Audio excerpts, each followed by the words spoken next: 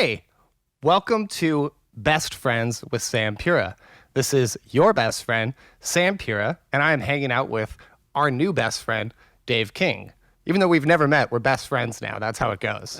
It's better than not being best friends. Exactly. The whole demeanor is, we're just going to have a nice best friend conversation. It's a lot we've lighter. known each other. It's a lot lighter when you're with your best friend. Yeah, exactly. How are you today? I'm feeling great. So where did you come from? I came in from Minneapolis, where I live, and I've actually, a few times during the pandemic, I've gone and done a few records and flown, so I feel comfortable coming places that I'm asked to come, so I appreciate you having me. Absolutely. Where have you gone recently? Let's see. I was in Nashville a month ago making the new Julian Lage record, great guitar player Julian Lage, and I was in Denver making a record with a trumpet player named Josh Reed, and the Bad Plus went down to the Bijou Theater in Knoxville, Tennessee for the Big Ears Festival, streamed a concert from the Bijou Theater for the Big Ears Festival, which is the creative music classical jazz festival that is based by the guy, founded by the guy who did Bonnaroo. So it's the kind of like other side of Bonnaroo, the more jazz and classical music focused. We did that. And then I'll be going to New York next week to do some Bad Plus stuff, but so here and there, just going wherever I can. There you go. So has all touring been put on hiatus for you guys? Absolutely. In March, when everything kind of went down into the strict scenario of shutdowns, I think it was March 16th, because I remember I played the night before. I think I played one of the last concerts before with Julian. We played a duo concert. But yeah, we lost the whole year and into next year, almost overnight. I was looking forward to seeing you guys at Yoshi's. That's right. You guys We were going to come out here. We love playing in the Bay Area. And that's great. Have you played Yoshi's before? Many times. Yoshi's in Oakland, and then when they had the Yoshi's in San Francisco, I don't know if they still do. I think they closed it. I've never been there, but I heard it was really nice. It was really nice. We did it twice, and I really enjoyed it. But I thought, well, it's odd that they would have one so close, and whatever the identities were of them, I wasn't quite sure. And then it just went down, I guess. Got it. Yeah. And last time I saw you guys you played at the SF Jazz Hall, I think, in San Francisco. Yeah, I love that place. That's a beautiful place. Very special. Yeah, that's awesome. We were supposed to be back there as well, I think, and that. I think we'll be back. Hopefully we'll be back sometime next year. Yeah. So that was your first tour with Oren, is that right? When was Oren started touring with us? We made the record in August of 2017, our first record with him. So all of 2017, he was actually rehearsing and joining the band. Ethan was finishing that year touring. Ethan wanted to finish a year because it was like a very amicable scenario with Ethan. He just wanted to move on doing other things, and we wanted to continue since Reed and I sort of, you could say we were the sort of architects of the band. And so Oren joined, and then we rehearsed and recorded before we ever played live. And then the first show was in January 2018. And we did 2 solid years of road stuff, another record, and we had quite a large 2020 planned. So yeah, it was probably Oren when you saw, or might have been in the early days of Oren, but yeah, he did exactly. a solid 2+ years on the road before we got shut down. Okay, got it. Yeah, last show I saw was the last tour with Ethan, I think, and then I was excited to see Oren, but we'll see that again soon. Also, you hadn't said, okay, I I haven't see what seen you're him play, saying. yeah. Yeah, Oren's been in there for 3 years now. Okay, got it. Yeah, he's fantastic on the record. I really like that incredible. record. That record's really good. Thank you. Yeah, so we'll jump into that in a little bit. So let's talk about, so you currently live in Minneapolis, you said? Yep, I lived in Los Angeles for many years, and actually did a tiny bit of a stint in New York really early out of high school. And Are you born and raised in Minneapolis? Minneapolis, and then so when I was considering moving back to New York, and then my wife at the time and I wanted to have children, and we really thought hard about maybe I could commute, because a lot of my projects are based in New York, and a lot of the people I play with, and I thought, well, maybe if there's this sort of place I could go in and out of, and we could raise them in Minneapolis and have family nearby. It's an incredible city with great schools. We wanted to raise them in the public schools and everything, and Minneapolis is very high level of that. So we ended up staying and had 2 beautiful children, and who are now 20, and my son turned 16 on Sunday. Congratulations.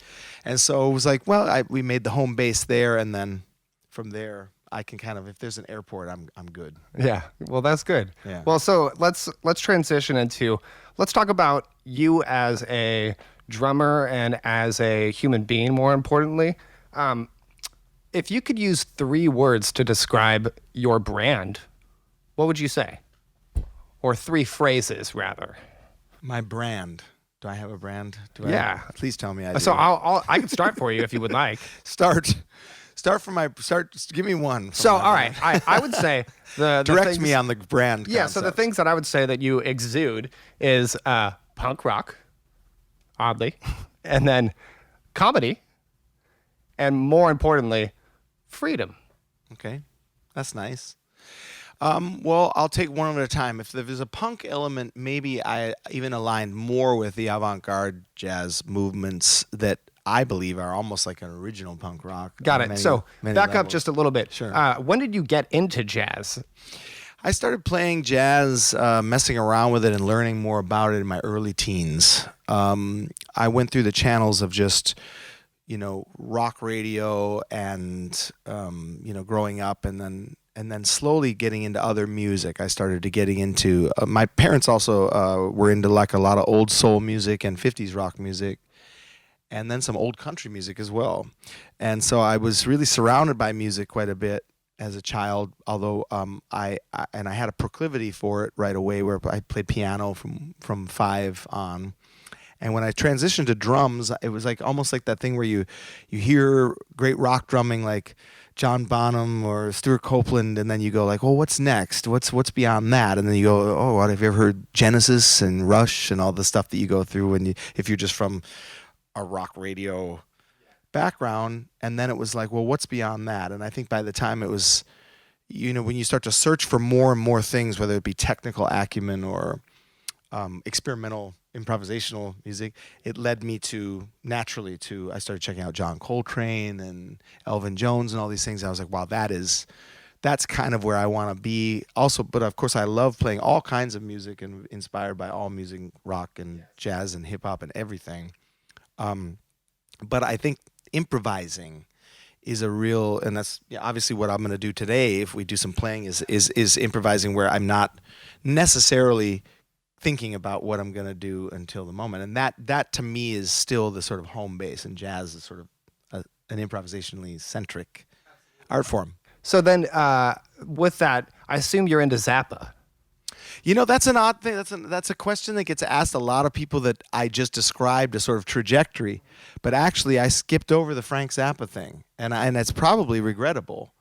I think that I probably would have, because no disrespect, I think Frank Zappa is a great genius, and the music that I've checked out of Frank Zappa, I've always been like, dang, that is, what a progressive avant-garde mind. Yeah, exactly. What I would associate with the word punk rock, you know what I mean? Yeah, or mathy punk. Yes, exactly. And all these other things. But for me, it was, I think I skipped over Zappa. I think I've actually thought about this, because I've actually had interviews where people talk about that being a natural trajectory for a lot of drummers and musicians that are into progressive music and into an attitude. Composition as well, too. Composition, and also an irreverent attitude. Are you okay there? We need that No, to time that for fine, you? completely fine. It's much more of a comfort. It's like, And for me, Zappa was I think I skipped over it because of the timeline. I think I went pretty quickly out of prog rock. I was never prog rock on this level where I'm like walking around with Yes shirts on and stuff, but it was more like. But you did like listening to Rush, that. though. I did, of course. It was like you hear Tom Sawyer on the radio or something, 10 years old. It's just like, okay, what's that? And then it quickly led into, I think in my early teens, it led into the discovery of other jazz movements, and especially 60s stuff. I was less into 70s fusion, believe it or not, and all that stuff. I kind of skipped over a lot of that stuff that Zappa would have been a part of. Although I really dug Captain Beefheart, and still do. That's as close to Zappa That's as a newer I got. thing that I've learned, but I find Zappa and Beefheart things that I don't aesthetically enjoy listening to, but I really cerebrally enjoy the ideas that are happening inside of there. It's like and that's clearly a part of it. You can't extrapolate that aspect. I don't think people are like putting on a Beefheart record and making dinner, and they've got the Beefheart record on, and they're like entertaining, and like Ice Cream for Crows. I assume that actually happens now, because that's that hipster world. They actually are listening to Beefheart when they're it's making becoming dinner. a chromatic fantasy out there. Anything goes. So funny. Okay, so then then let's transition into comedy then, because it seems like you really enjoy comedy, and that's clearly a part of your entire ethos and demeanor, including the Bad Plus with how dry your guys' interactions are on stage. Yeah. Well, thank you. I guess, it's always been a part of me to, I like to laugh and I like to see the humor in things, even very serious, because I take the music very seriously, and I've always taken my music and my study of music and also my taste in art and everything is very serious passion, and I'm very into contemporary art as well, or I should say 20th century art and composition as well. And so I always felt a healthy balance, felt like almost like, I should say, like an irreverent. I also seek the irreverent in things, and I think that's a part of being involved with some riskier music that's not commercially made. Anything like that, I think, aligns with some other art, no matter if it's dramatic or comedic or whatever. There's a surrealism to it, there's a progressive nature to it, an irreverent nature, and if that's the ethos of a punk ethos, of willing to destroy the thing you love or something, I think I do slot in there. I'm not someone, though, that walks around every day like joking with everybody. It's more like it's more like almost a character that comes out that sort of makes fun of myself and anybody else that it's that a performance art deeply. piece that you put on. Sort of in a way. Not to, in fact, Sam, I appreciate that, because in a way, like Rational Funk, for instance, I don't know if we want to jump into that right away, but in a way, a lot of that, in my eyes, was like risking an immense amount of pretension. Saying this, pretentious. Is pretension a word? I think it is. No, I think I understand where you're at. Pretentious energy, pretense. Is that it felt like an art project to us, to the director of it, Joe Johnson. Who is us? Yeah, Joe. Well, does he actually exist? Because you made reference to him. No, he does. He does exist. He just doesn't like to be on camera. But it became a project of the idea of surrealism and much more not like a parody, as you know. It sits in a different realm, and we felt it was like video contemporary art. In a way where, like, you just stumble upon it in the woods or something, and you're like, what is this? And that kind of energy is behind some of the stuff we do. And even in the Bad Plus, we use elements of, we say it's a complex emotions. I like that. So it's like it's like you can decide how you want to receive it. It's made with the intent of very heavy caring. But we also know there's a dryness to it. We also can acknowledge, it's almost like the Coen brothers or something. In fact, somebody, I think the New York Times, I'm just remembering this, I mentioned that, but one of our favorite descriptions of the Bad Plus, we were like, they called the Coen brothers of jazz. And that's not just because we have Minneapolis roots, because the Coen brothers. Okay, I didn't know that there, but that would make sense. They're Minneapolis Fargo, guys. yeah. Yeah. And so it made sense to us. It's not funny, and it's not, I mean, it can be, but it's also made with an intent that involves caring about detail and about rhetoric and about reasons to do things, and it ventures into the surreal, and it ventures into the darker undertones every now and again, and all these other things. So it combines a whole experience for someone. That's kind of what Rational Funk was as well. Yeah, that's awesome. Yeah, I really enjoy Rational Funk. We'll get into some more like details Sure. about Rational Funk later, but I think what's really funny, is to show people an episode of Rational Funk, and they don't really understand what is real. You know what I mean? Like, it really does play with the perception of what's going on. But I do really appreciate each topic, and there are really good life lessons in there. Thank you. And so I look forward to getting into that. So let's jump into, so now, like, with that kind of ethos of your comedy, your punk rock, now it kind of goes back into freedom. You seem like you're really someone who likes to explore all uncharted territories musically and just kind of, sonically as well too, and your guys' exploration there. Talk about that a little bit. Okay, well, it's true that I don't know why, because this never feels self-consciously pushed out of me to want to challenge myself to not. I suppose I like the idea of like high level outsider art. So, like a very it's not just something that is okay with being undiscovered and under a rock somewhere, and that's why it's outsider art. It's more like a perspective of wanting to make something that you, at least from my life experience, feels original, and it feels honest, it doesn't feel like it necessarily wants to fit in, yet it wants to communicate. And I think that's kind of where a lot of the music, in fact, I would say most of the music I put out in the world and the people I align myself with, I'm proud to say are people that definitely don't feel like the packaged thing that you would see, or even in jazz, some of the people I work with, the contemporary, some of my peers like Craig Taborn and Chris Speed and Tim Byrne and people like that, and are people that are not the normal, like, I'm not to say there's normal, but they're very personal and original creators. And I think whether or not you like it, because I'm not saying this means everyone should dig it and we're doing all this amazing stuff. It means the Bad Plus, Happy Apple, these other bands that I'm in, they typically don't follow like to the letter, like the trajectory, the normal trajectories of how to, blow everybody away and be at the top of the polls and things.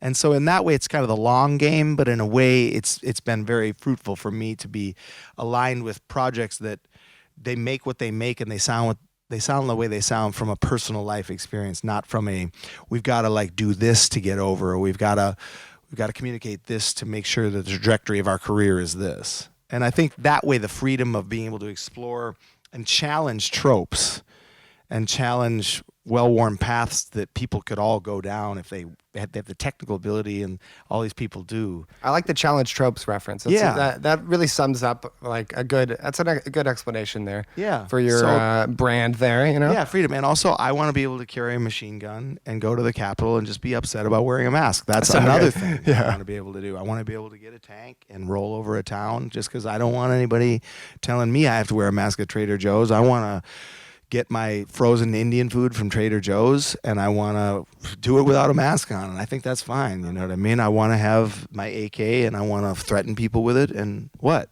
That's so right, funny. Sam? Yes, I understand. That's the kind of freedom I'm into. I like this performance piece. This is what we like here. I see Wendy's, Taco Bell.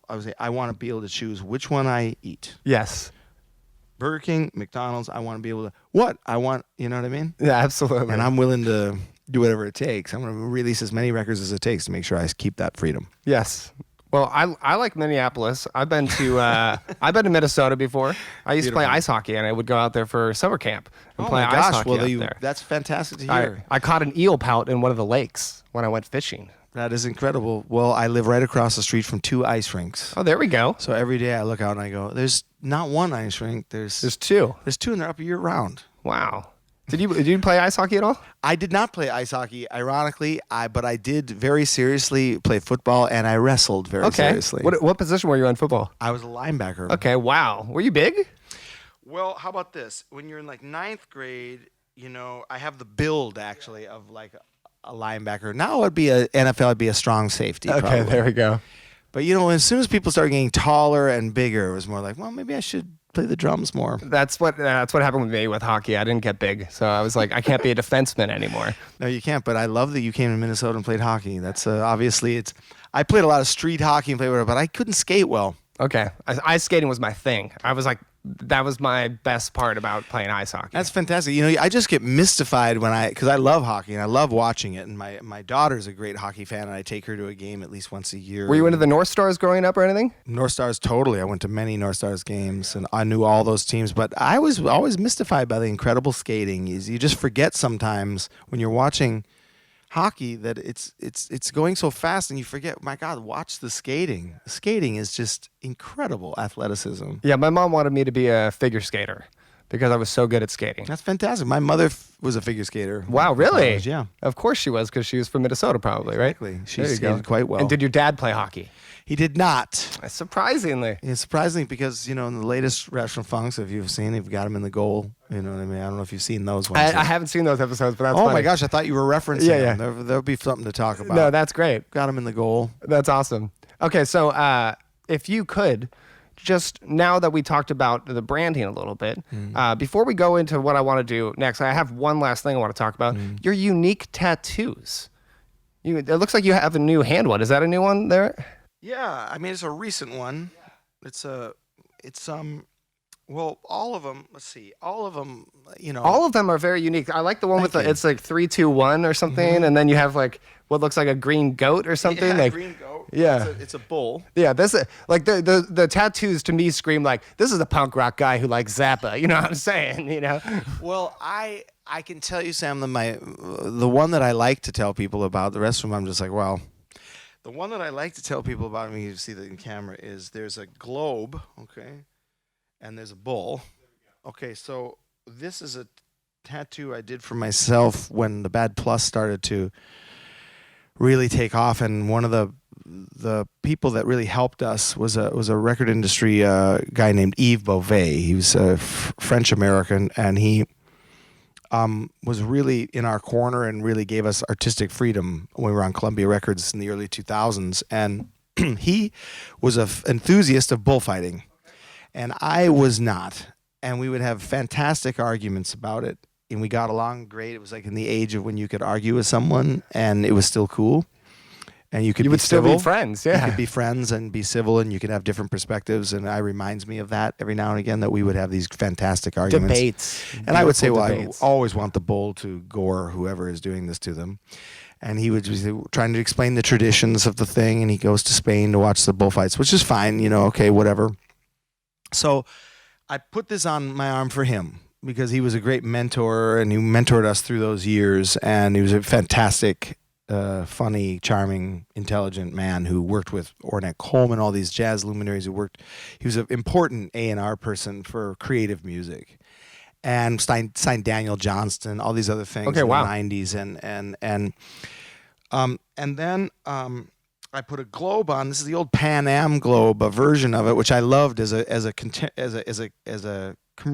sort of graphic design model. I thought it was fantastic, the old Pan Am logos and things like that. So I put globe in a bull, and so I dedicated it to the Bad Plus because it says global. There you go. I like that. See? So that's my one brag tattoo. Why green bull? Because green, why not like a detailed one? Like it's so I like it's the a unique solid thing. Colors because that's cool. I think they're going to age well. Yeah, that's a good. When point. I walk into coffee shops now and I see all the tiny little letters on young people's arms, I always say to them, "Gosh, boy, that's going to look fun in 15 years. They're going to bleed, yeah. I know that you wanted to write your personal ethos out on your arm in Helvetica with a really small font, but in 10 years, that's going to look like an oil slick." But anyway, so I put all these sort of, I have my daughter's name. I had to do the one kind of cursive. I do a few traditional, but the rest of them are really like large blocks of color. Yeah, go for it. Take it off. It's all good. That's all right. Yeah, I don't want to... I don't want you to see the linebacker come out. Anyway, this new one I was looking for a unique. Again, we can talk about just trying to be a little more unique. I don't know. I was looking for a unique skull image because I was like, well, people get skull tattoos, and I sat on this idea for like 15 years of like skull. I want to do the skull. I was almost going to do the ironic, whatever. I was like, I can't make a joke out of a tattoo, so I found a very rare sketchbook by a Picasso, and I collect. Who is he? I've never heard of him. He's a guy actually lives near here. He's a Red Bull dealer, but he does a little drawing on the side. In fact, I think he might have done the Red Bull to bring it all around. The logo. His name is Brian Picasso. Anyway, I saw a.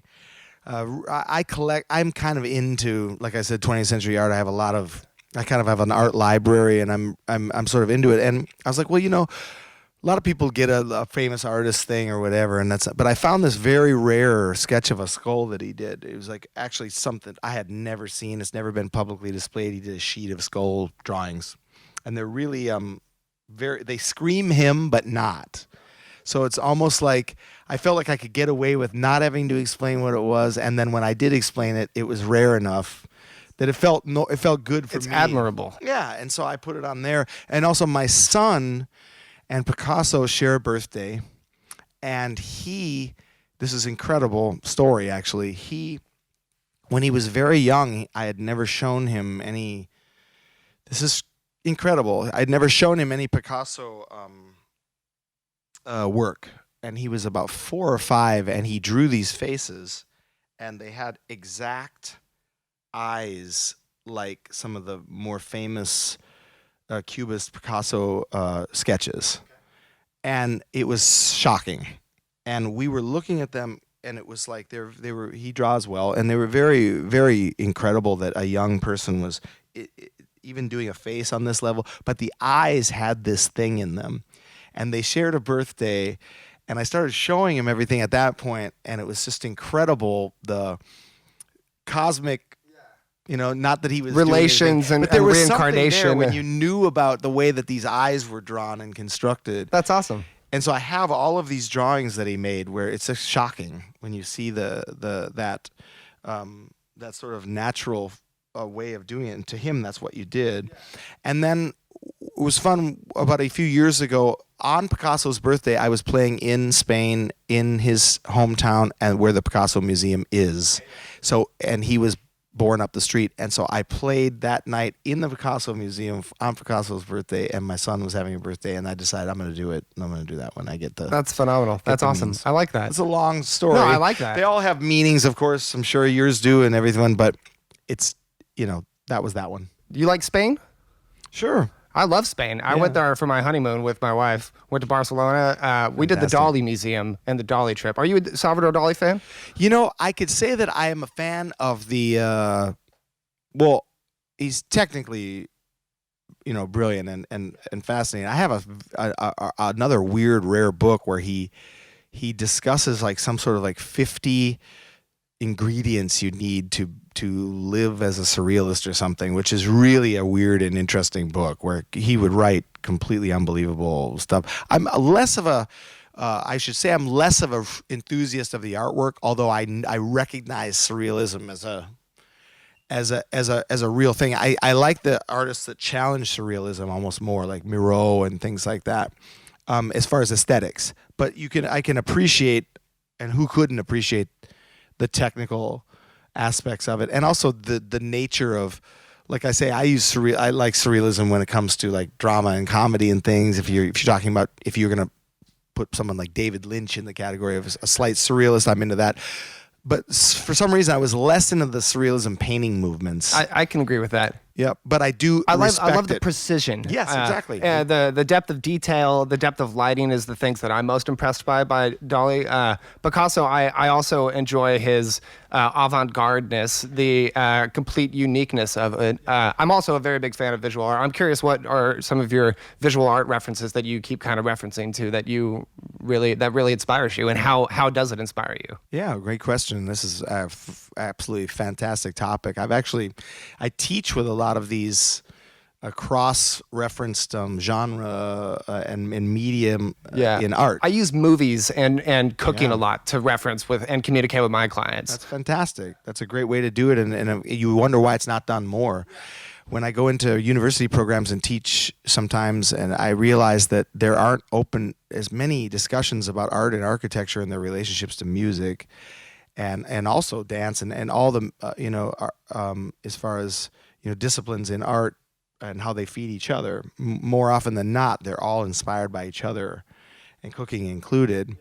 And you can draw references to each in the culinary arts, to dramatic arts, to dance and modern dance and modern art. And so for me, a lot of the painting movements of the 20th century, I draw direct references to the music of those periods.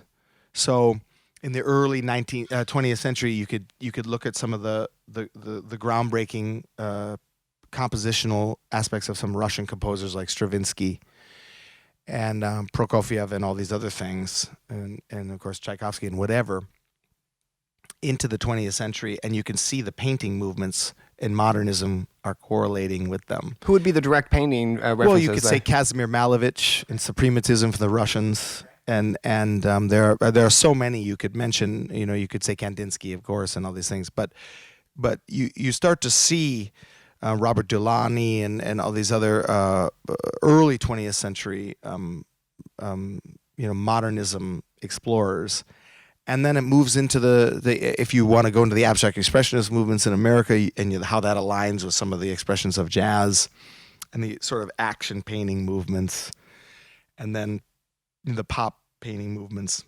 Some of the artists that stand out to me in the 20th century that I use as references a lot is the artist Cy Twombly is a huge influence on me, who sort of combines this in my opinion, this idea of like he didn't quite fit in with the abstract expressionists, and he didn't fit in with the kind of like, I don't know, cynical and colder nature of some of the pop artists, and then some of the minimalists he doesn't fit in. The minimalists pretty much hated him, but he was this great master and kind of found a way to communicate a language between all of these things. But I do identify a lot with some of the abstract expressionists and some of the and post abstract expressionists. Some of the great '60s artists like Jasper Johns and Jim Dine and people like that, and Donald Judd, some of the great minimalists. And I understand I've used those references in my playing. Sometimes when you're playing jazz and creative music and complex music, if you state something really obviously and use minimalist tendencies, it can be looked at as why are you. The Bad Plus has played like very minimal things at times and actually taken criticism for that. And we always find it interesting, like we're not creating out of limitation here. We're creating out of aesthetic, and maybe you should do that as well. Yeah, what's the one artist whose song is Silence and it's being played over like 48 years or whatever? That one composer, you know what I'm talking about? Well, I do. I mean, you could have John Cage's 4 minutes. They just changed the note the other day in some church that's playing that performance. Oh, I have to think about what you're referencing there, but yeah, that's fantastic. And so, that kind of reference to be being used sparse is, I find that cool. It could be just another tool in improvising or stating things obviously. We always say, don't be afraid to state the obvious too. Okay, I like the more that. you're trying to hide the obvious nature of things with sort of like sophisticated technical, blah blahs. It's like, but also it's revelatory to state the obvious sometimes. I like that. That's a good point. You can use a major triad chord instead of your hip, like flat 13, blah blah blah blah. And it's just sort of like, wow, a major triad can become revelatory in a modern text. And I think that that's something that a lot of visual artists were onto earlier than musicians. But if you look at the Velvet Underground, you would understand its connection to Andy Warhol. You would see those things, and the more you teach that within improvisational texts, those things can be used. Architects, the certain levels of Rococo architecture or modernism or brutalism or whatever, that can be translated to your improvisational language. And so I'm interested very deeply in that, the study and pursuit of the way those things can be used by a musician and translated. That's awesome. Yeah. Cy Twombly, for instance, would read voraciously about Greek mythology, Roman mythology, all early philosophical references, sort of early Western civilization, from the Odyssey to whatever, and then he would literally like encyclopedically reference these things through drawings that were not directly able to be referenced. So when you see them, they're actually these, the Battle of Achilles, and then it's like, basically just gestural. It's like it's someone who takes all the information in and lets some sort of automated gesture come out, but with an incredibly learned palette and stroke. So it would be like, well, a child could do that. That old art, that old added, the old cliche of like, oh, my kid can do that. I don't think so. Unique documentary, by the way. Have you seen that documentary? My Kid Could Paint That? Oh, it's a very good one. You should check that out. Yeah.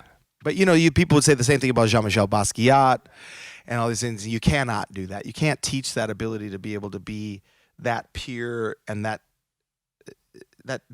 technically brilliant and have it be like it's some great technician, but they're drawing with their other hand or something. And it starts to look like there's no way you could actually do that. Carol Apple and all these great artists that used, you'd call it like, primitivism or whatever, Dubuffet and all these other people. But really, of course, that's in the hands of masters. And in modern text now, Jean-Michel Basquiat, for instance, would be considered the highest auction prices in the world. And at the time, of course, he was known and very famous, but I mean, no major museums owned his work. It took 20 years for major museums to start acquiring his work when he to me represented a post-Cy Twombly language, post-Franz Klein language, all these other things in one modern graffiti era, street art era genius. Yeah, that's awesome. Yeah, and so I use that as a reference a lot when I play. I was very into that very young, even when he was still alive in the 80s. I was a great Basquiat admirer. So I use that kind of, that's it, basically. I like that. A lot of the artists that I tend to like seem to play with the framework of what is normal and or abnormal inside of that realm. You know, I like the exploration of such, and the you know, you used a phrase earlier that I said that is a good explanation of your brand. But yeah, just, you know, the exploration of the confines of which, you know, Exactly. are acceptable, you know? Like, Yeah. I didn't really understand Pollock originally until, like, it was explained to me that it was like, no one had really asked the question, is this considered art, you know? And like Damien Hirst and all that kind of stuff. Yeah, I like. Yeah, Damien Hirst is still hanging it out there in a way that, for me, frankly, I've been moved by Damien Hirst, and I've also questioned it. And there's I some assume people Jeff Koons as well, too. Yeah, and you just brought up the one that is the most polarizing for me. I struggle with Jeff Koons. Me too. I love a lot of the stuff, but I struggle with the I struggle with the, you know, factoryism of it, and how it's really just an art director, you know. I think Jeff Koons is possibly a great genius, but I think that there's aspects of him I can't quite get by on that level, and then I catch myself going, well, maybe that's just me. Like I'm a little too tied to what is what, so I try to give more room when I can. There's another artist, Julian Schnabel. I feel that way. Yeah, there's a few people I'm like, that's a kind of interesting idea, or but I haven't quite been able to. Where someone modern like George Condo, I would give it up to, or one of my great heroes would be Richard Prince. If you want to talk about that aspect of appropriation and on the line, like, did he make this? Did he appropriate it? But I think Richard Prince is the highest level of that kind, and one of the OG, if you will, of that kind of thinking. But Koons, yeah, I've had a tough time with. But and it's great you mentioned him in the name of Damien Hirst. If you don't know out there, he was a very celebrated English artist who messes with the narrative on a very high level. Another good explanation. Do you read a lot? Yeah. You're very articulate. Well, I'm a lot of slang here, and I'm just like, wow, you use a lot of really accurate words. I threw OG in there, yeah, just to try and there you keep go. myself Yeah. in the, you know, I'm trying, Sam. But I appreciate that. So are you. So anyway, yeah, Damien Hirst, just to bring it around, I saw the formaldehyde shark Okay.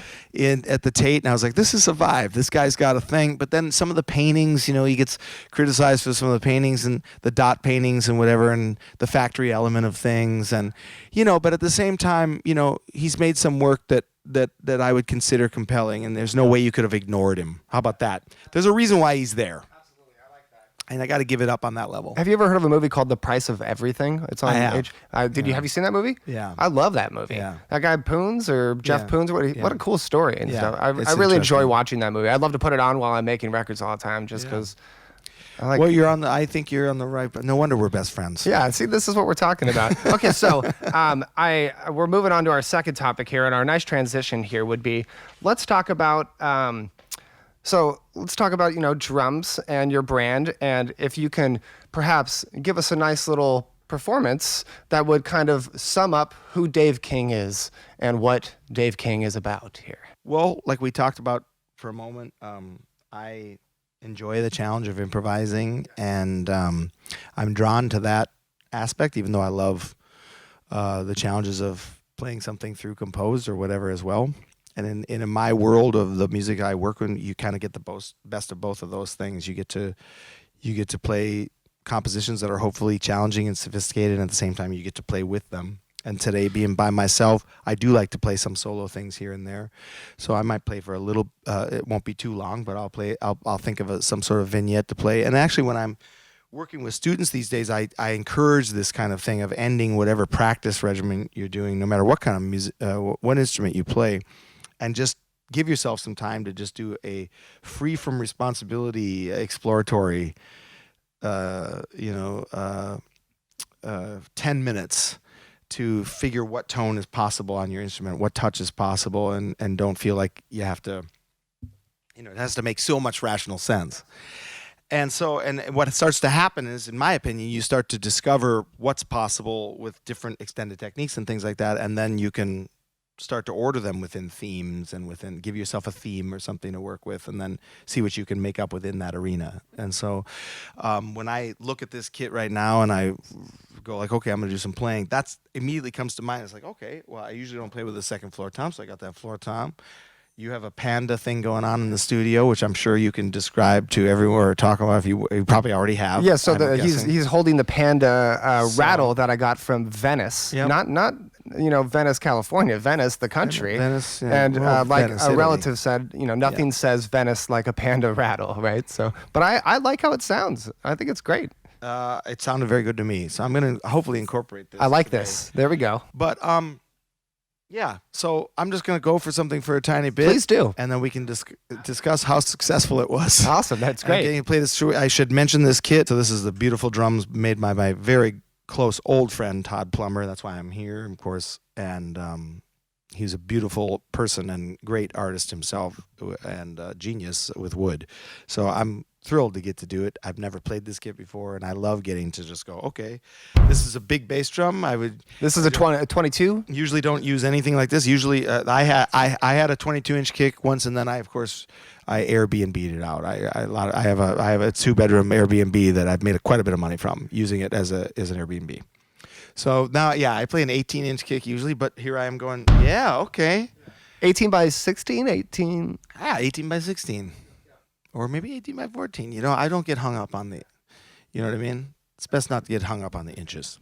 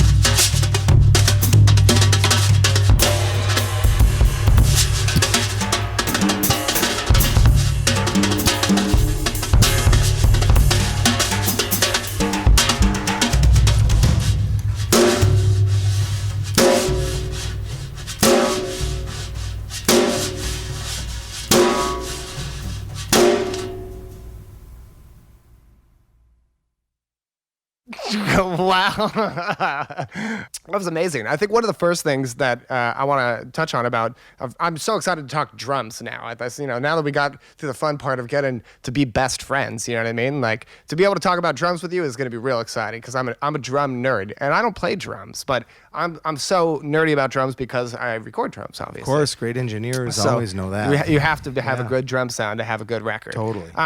So the first thing that I think is so unique about your playing is your volume. Let's talk about that a little bit. How did you get into playing, with hands and just the fact that you have so much dynamics? I've never seen a drummer play with as many dynamics as you actually perform. Well, thank you. I've just like everything we talked about earlier, this sort of idea of embracing extremes and I play a wide dynamic range, and I think, it's been a goal of mine all along is to challenge dynamic ranges. In fact, again, to reference the Bad Plus, we took a lot of criticism in the early days for challenging the dynamic range of a piano trio, if you will. This sort of archetype, this archetypical whatever piano trio idea in jazz, and then we came along and said, okay, well, what if Sonic Youth was a piano trio? Or those types of other references that we brought in, white noise elements and extreme dynamic swings. And so it becomes this thing where it's like, is it only loud playing? And it was always laughable to us because we also live play whisper volumes. So for me, it's always just the idea of what's possible with touch and what extremes are possible with touch. And there's so much music and harmony in a drum set. And when you think about drum set with a harmonic relationship, people are, it's not harmony, it's not. But actually, if you think about 4-part harmony in singing, or you think about great vocal blends like Fleetwood Mac or something, if you think about the drum as a blend and cymbals as a blend, the way that you can touch them, I can, for instance, if we're done, when we finish our drum discussion, I can play another 5 minutes and show some more cymbal things and whatever.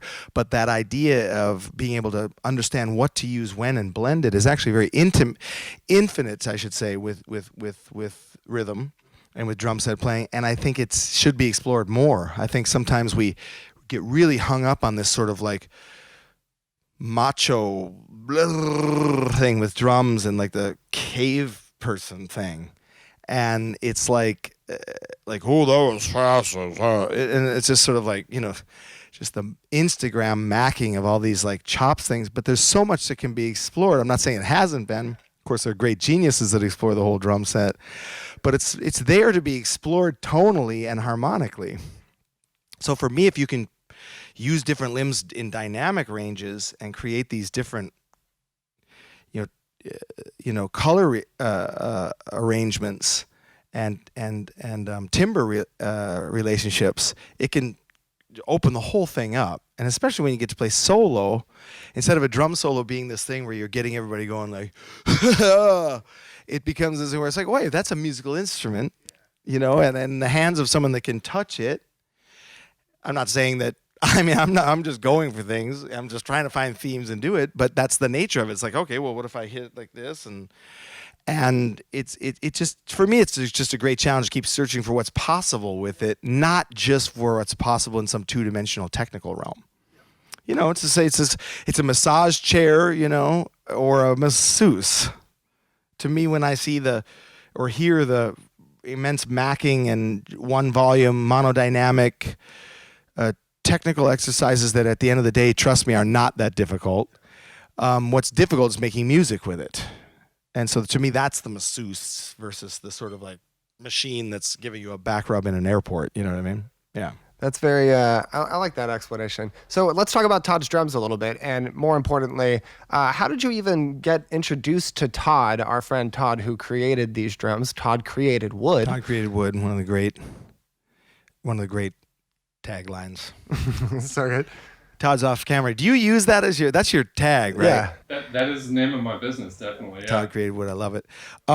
I met Todd in the early 2000s when I started coming out to the Bay Area on tour quite a bit.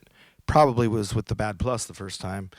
And my recollection is that Todd kind of showed up with some drums and really was just sort of like a very affable, knowledgeable guy about building. And he had begun building drums, and he was this woodworking master, and was very, very sweet and intelligent. And I was like, oh, this is fun to meet somebody. And he said, I have a kit if you want to use it. It might have been like a 2-night thing where you brought it the second night.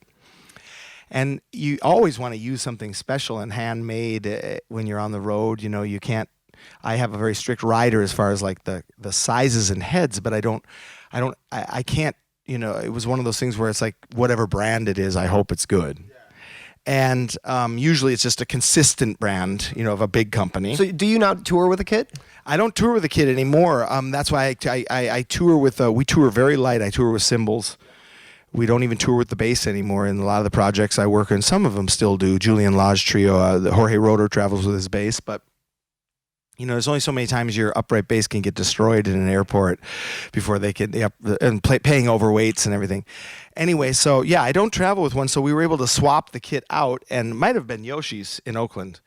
And I used Todd's drums, and I thought these are fantastic. I also love the small batch builder people that are out there in the world trying to get things going. And I was endorsing a small company at the time called Ellis Drums, which has now turned into the Twin Cities Drum Collective, and my brand is 651 Drums, which I still technically endorse.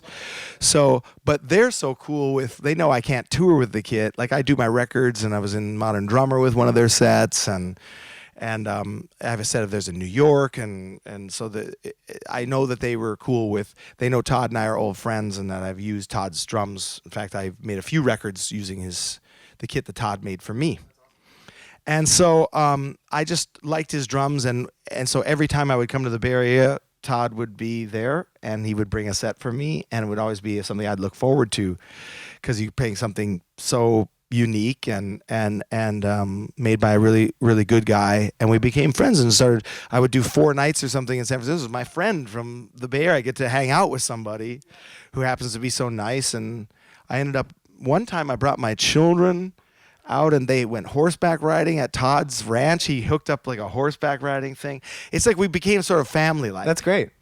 And I've stayed out at Todd's a few times, and actually been an admirer of his other work, his other woodworking, his furniture building, and his whole process. So I like being around people who are real masters at what they do. It's inspiring. I mean, when you're in the realm of the masters, this when you're with a great engineer, or you're with a great. You're working with a great choreographer, or you're working with whoever. You could see the real masters. Someone who has passion for their craft and is complete immersion. Yes, and they're at a very high level. Like they pushed through the pain wall, and they got to that other realm.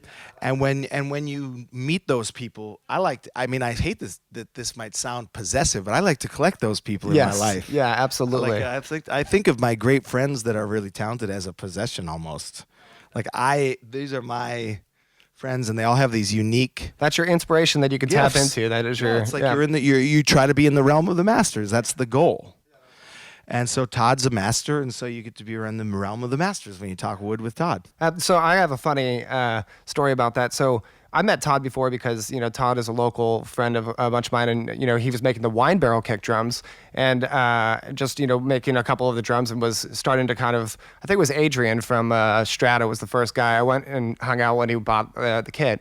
But I remember knowing that Todd was a genius with wood. And so I have a guitar sitting right behind you, and I want to show you the really unique thing that I had Todd do for these guitars. He's done 10 of these now for me. Okay. So what's funny about this story about this guitar is that the reason I even have this installed on my guitars is because of going to a Bad Plus show. So if you play any chord, you cannot pull it out of tune. When I was watching the Bad Plus play, there was a moment where he was playing piano, and I thought to myself, he has no variable control over his pitch. Right. Why do I on my guitars? And that's why I hired Todd to install that on my guitar. So yeah, as far as I'm concerned, Todd is the best Evertune installer that probably exists in the world. He's probably actually done it more than anyone else has done, because he's done 10 guitars for me now. He's an innovator with the wine barrel things and the other things, but he made a kit for me that I thought was so unique and so beautiful that it's all different woods. Each piece. What are the sizes of it? It's a 12-inch, right? But it's a smaller. It's a 12 by. It's Yeah, it's less deep. It's a beautiful tom, and that wood is... You tend to like smaller rack toms, don't you? I do, yeah. Well, I mean, I use 12. This is a normal rack tom for me, but Todd made this slightly smaller one. What's that? 10 too small for you? This is too small for me. Got it. You like to tune it high, though. I usually just 12-inch and either 16 or 14-inch floor tom. This I don't usually play 2 floor toms. I play a very small bebop style kit, and but he made them all different woods, and then the rims were all the combinations, right, of all the woods. Yeah, and so. Yeah, like the floor tom was walnut, or the bass drum was walnut. Bass drum's walnut. The rack tom is white oak. White oak rack tom. The floor tom is cherry. Yeah, cherry floor The tom. snare drum is a combo of maple and walnut. So unique, and and it just looks so beautiful, and so yeah, I mean that's basically. I think this one is all walnut though. But again, this sort of like Morgan Hill walnut. What's that? Morgan Hill walnut. exactly. Because they don't make them walnut like they used to out of Morgan Hill. You know what I'm saying? Yes, exactly. I also remember, Todd, I visited you once. I'm remembering this now, and we ate figs out of your tree. Oh, yeah. When you're from the Midwest, you're like, really? You're going to eat a fig out of a tree? This is fantastic. I don't have to go to the... We ate figs, and then you threw an axe. You were throwing an axe at a giant tree. I thought, this is as outsider art as it gets. As far as my scene is just like, why not eat figs and throw axes with a guy who's a Swedish guild master, blah, blah, blah, blah. Did I say that true, right? Yeah. That's that. There you go. Okay, so let's talk about what aspects of this kit and Todd's drums in general do you gravitate towards and find are unique to his kits? Well, I mean, I'm just playing this for the first time, but immediately I again found that the easily tunable in ways that, like, I use this high rack tom, low floor tom. The kick drum, like I said, is not my normal thing. In fact, having all these thick heads, this is much more of a rock or metal, but I was able to enjoy what I could do with it. Again, they just tune well. They look beautiful, and you just know that someone's hands were on them. There's something to that, even if it's psychosomatic. There's something to that idea of having something handmade that I can't feel that way, even though, I respect it, especially like Gretsch. I respect the drum company, Gretsch, so much.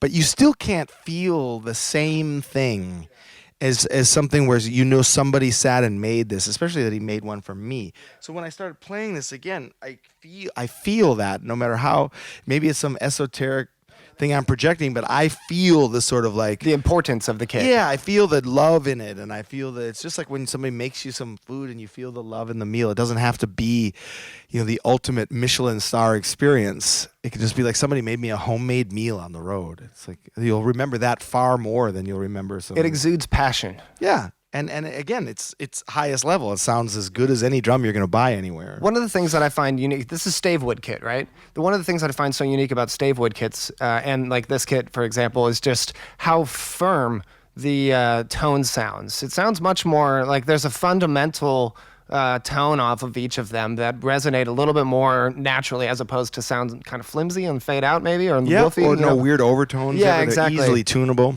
My kit is in my basement at home, and I actually used it on the last maybe 6 or 7 of the Rational Funk came back during COVID after a 4-year hiatus. We did like a 2-week run just to throw one out. We actually asked for donations to cover the costs of it, and also we made donations to Artist Relief and social justice reform issues. So we were able to do that. So thanks to anybody who tuned in and gave money. And on the last half of them, I used the kit of Todd's. On the first half, I used my normal company, 651. I wanted to make sure they were represented. But then I was like, I got to play my own personal kit that I use in my basement. And I knew they wouldn't, they know I have a long relationship with Todd. It's not that kind of thing where it's like endorsement. It's also, I'm not the biggest commercial. It's like their bottom line isn't resting on me. And so that's kind of how this came about is Todd saw those and was like, yeah, of course I'm using the kit, and it sounded beautiful, and that's the kit I teach with and play mostly in my basement. That's awesome. So yeah, I just find it controllable, really special. They're the best sounding drums. They're literally like for the sizes and everything, I have a 16-inch floor tom Todd made me, and it just sounds like you can tune it this way, super low. I can tune it up in a bebop realm. The note is really pure. I don't know a lot about the technical aspects of building drums, so for me, I'm just like, okay, wow, this sounds better than normal. Wow, this is a much better. I guess he knows what he's doing. That's awesome. That's really cool. So then let's talk about drum kind of. Do you have head preferences, and what are your top head preferences for most of your drums? My top, I'm a Remo endorser as well. I don't know if they remember that, but I am.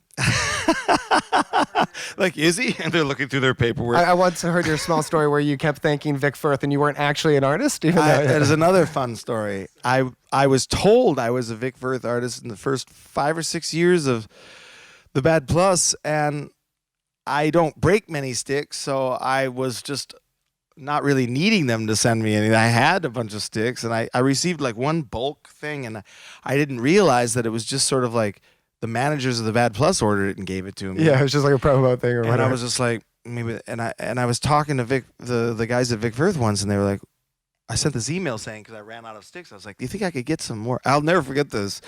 I email Vic Firth, the company, and I'm like, hey, it's Dave King. I'm out here touring away, and I finally run out of sticks. Is there any way what's the deal? And I just never forget this email coming back. That Dave,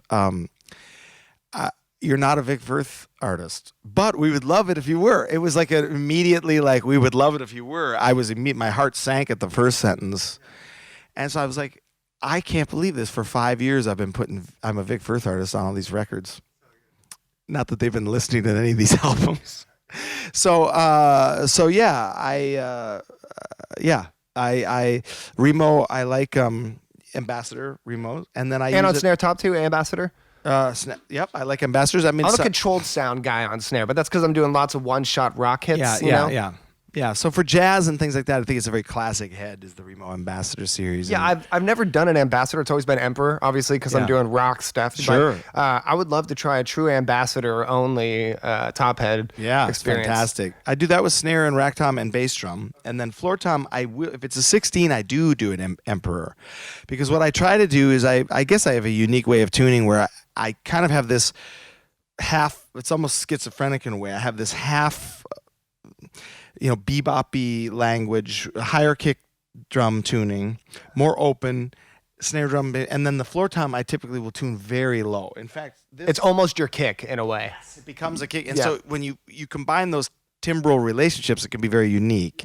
So with this as well, that's actually a tone that I will use sometimes, this sort of absolute death metal thing. And in a jazz group, it's like, and again, it's sort of like challenging certain tropes, And so this one is probably more in the realm of how my 16 would sound at home. But when I have an Ambassador on the one that Todd made me, and I tune it kind of high, and it sounds amazing. It sounds like a bebop drum. So, and like I said, I don't usually use these big, thick rock heads for kick drum, but of course I do play some rock sessions and do have played a ton of rock music where I've used a different head combination for that. Typically I'll use an Emperor then and use some muting. Yeah, the thing I really like about hearing your kick tones is you seem to be able to get lots of different tunings out of your velocity. Are you like a burying the pedal guy, or do you release when you do combinations, because when you really want to get into bass drum dynamics, you have to really practice that. Of course, again, citing the sort of monodynamic nature of a lot of playing, I'm much more interested in what you can do when you can push and release and all these different, especially when you tune the kick open. That's when I can decide how much I want to use. Open as a no pillow, you mean? Yeah, I don't use any muffling. Got it, okay, yeah. On the front of the head, I will sometimes stick a small washcloth or something, and I'll pin it between. A lot of jazz guys do that. You kind of pin a little cloth, you stick it down between the pedal, the edge of the pedal and the head, just to give you a little bit of muffling for sound. I mean, you're in a theater, or if you're in a 500-seat theater or a 1,000-seat theater, That's you need unique something. Place to put it. I like that idea. Yeah. I've never thought of that, actually. So then you can decide and adjust it. But in a small jazz club environment, I will use very little actual muting, kind of old school, and then I'll do my foot doing a lot of the muting. Yeah, well, that's really cool. Yeah. Then, so which Firth sticks do you gravitate I use towards? a combination of different ones. I've been mixing them up lately. I used SD4 combo for a long time, And now I've been messing with a bunch of different ones. They came out with a lot of different new jazz sticks. They have a modern jazz and What American makes them a jazz. jazz stick versus a rock stick? Just the thickness and the taper, or Sometimes, yeah, and wood tips. are you a wood tip preference guy? Yes. Yeah. Okay. I like a good plastic with some of the drummers that don't have enough transient detail on things. You know. Well, very well put.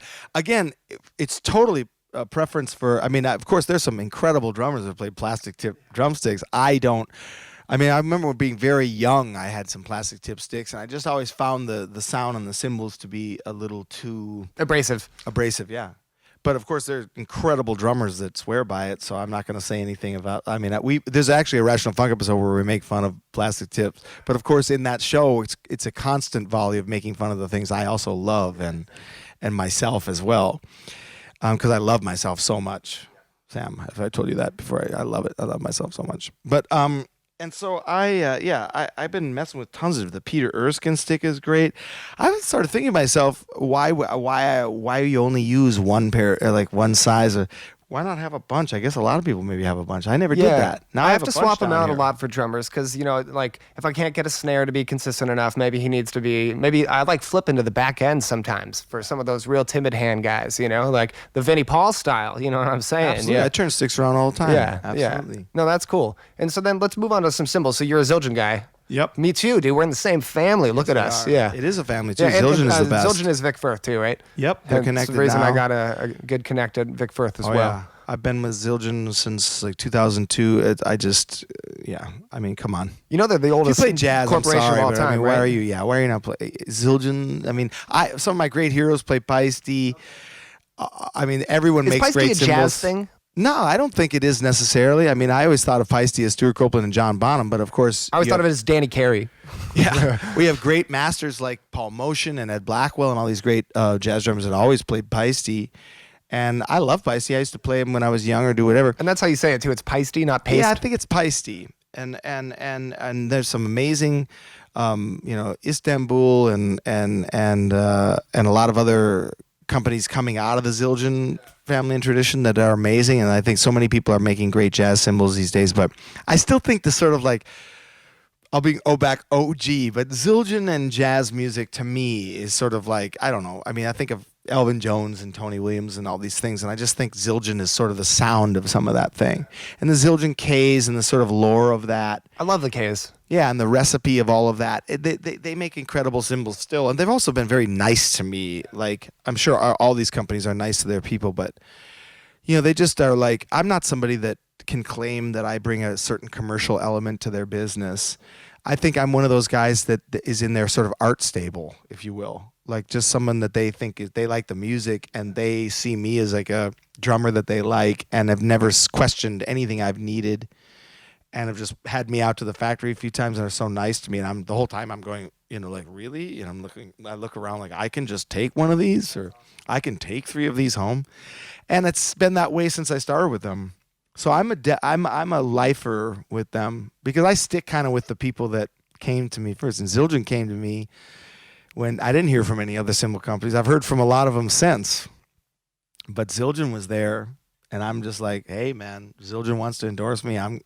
Sign me up, Yeah, So- Zildjian and Remo is, in my opinion, the sound of rock. And the terms that you're saying, it's the sound of jazz. I associate it with the sound of rock. Yeah, well, also, you can. I assume you're a coded guy over clear for most of your heads? Yes, again, this idea of being able to get different touches and play brushes and things like that. Yeah, that makes sense. More friction to be able to work Sure. with. Yeah, that's awesome. Yeah. So then let's talk about sizzlers and stuff for a second. Mm-hmm. Like, I noticed, do you prefer to play with rides that have sizzlers and or little Yeah, in rivets? fact, when I play a little bit more, I'll play on these. These are really nice rides. I've actually never heard of the Zildjian Sweet Ride. I like oh, it a wow, lot. dude, And that's one of my favorite rides. 23-inch Yeah, Sweet yeah. Ride. I'm like, Sweet Ride? I guess I gotta get out to Boston. and Yeah, that's take my it. go-to is the 23 one, to be honest. Beautiful. I usually only play ride cymbals. So and I like larger hi-hats. These are 16. Yeah, I play- love my 16s. I think play they're great. 15-inch, but I play 22-inch ride cymbals, and I play a flat ride sometimes, and that's it.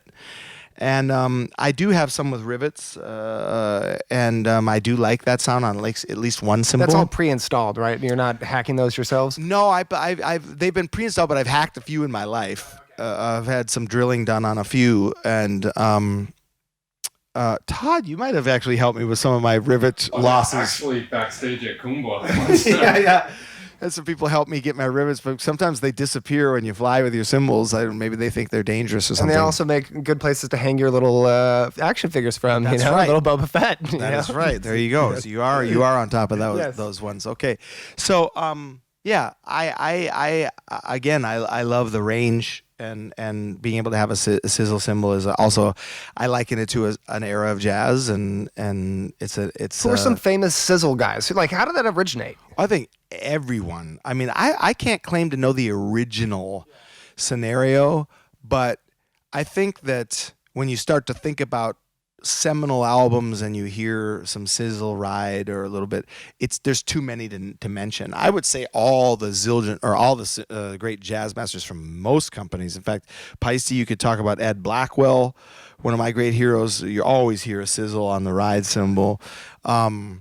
There are too many to mention. Yeah, I heard you mention Ed Blackwell recently, and I had never heard of him, so I checked him out, and he's super cool, man. Like, a lot of the things that you've been mentioning, I have no idea. Some of these, like some of the artists and stuff, like I'm so excited to Wikipedia all these things. That's what I do. I Wikipedia, Reddit, I go down these holes. So that's great. Yeah, that's cool. I like that. And I appreciate that you care enough to check things out. I'm the same. When anyone mentions something, I'm always like, well, what is that? I'm very curious. I think that's a great thing of what you do and what I do. You have to be curious to be an engineer. There's no way. It's trial and error everywhere. Yeah, so that brings me right into like our last topic on this little session here is the session drumming. And so it seems like you said you were in LA and you were doing some work there. This was before Bad Plus, is that right? Yep. I lived out there a lot in the 90s, and I did whatever came down the path, How'd you get into session work? Well, first of all, I can't claim to have been a guy that wanted to break into the LA session scene. I was there to just play music, and Were you influenced by any of those drummers, like the session guys? Sure, some of the great session masters are people you have to be into. People like Earl Porcaro, Palmer, Jeff Porcaro for sure. Earlier, like Hal Blaine and Earl Palmer, and Jim Keltner, of course, one of the great geniuses of all time.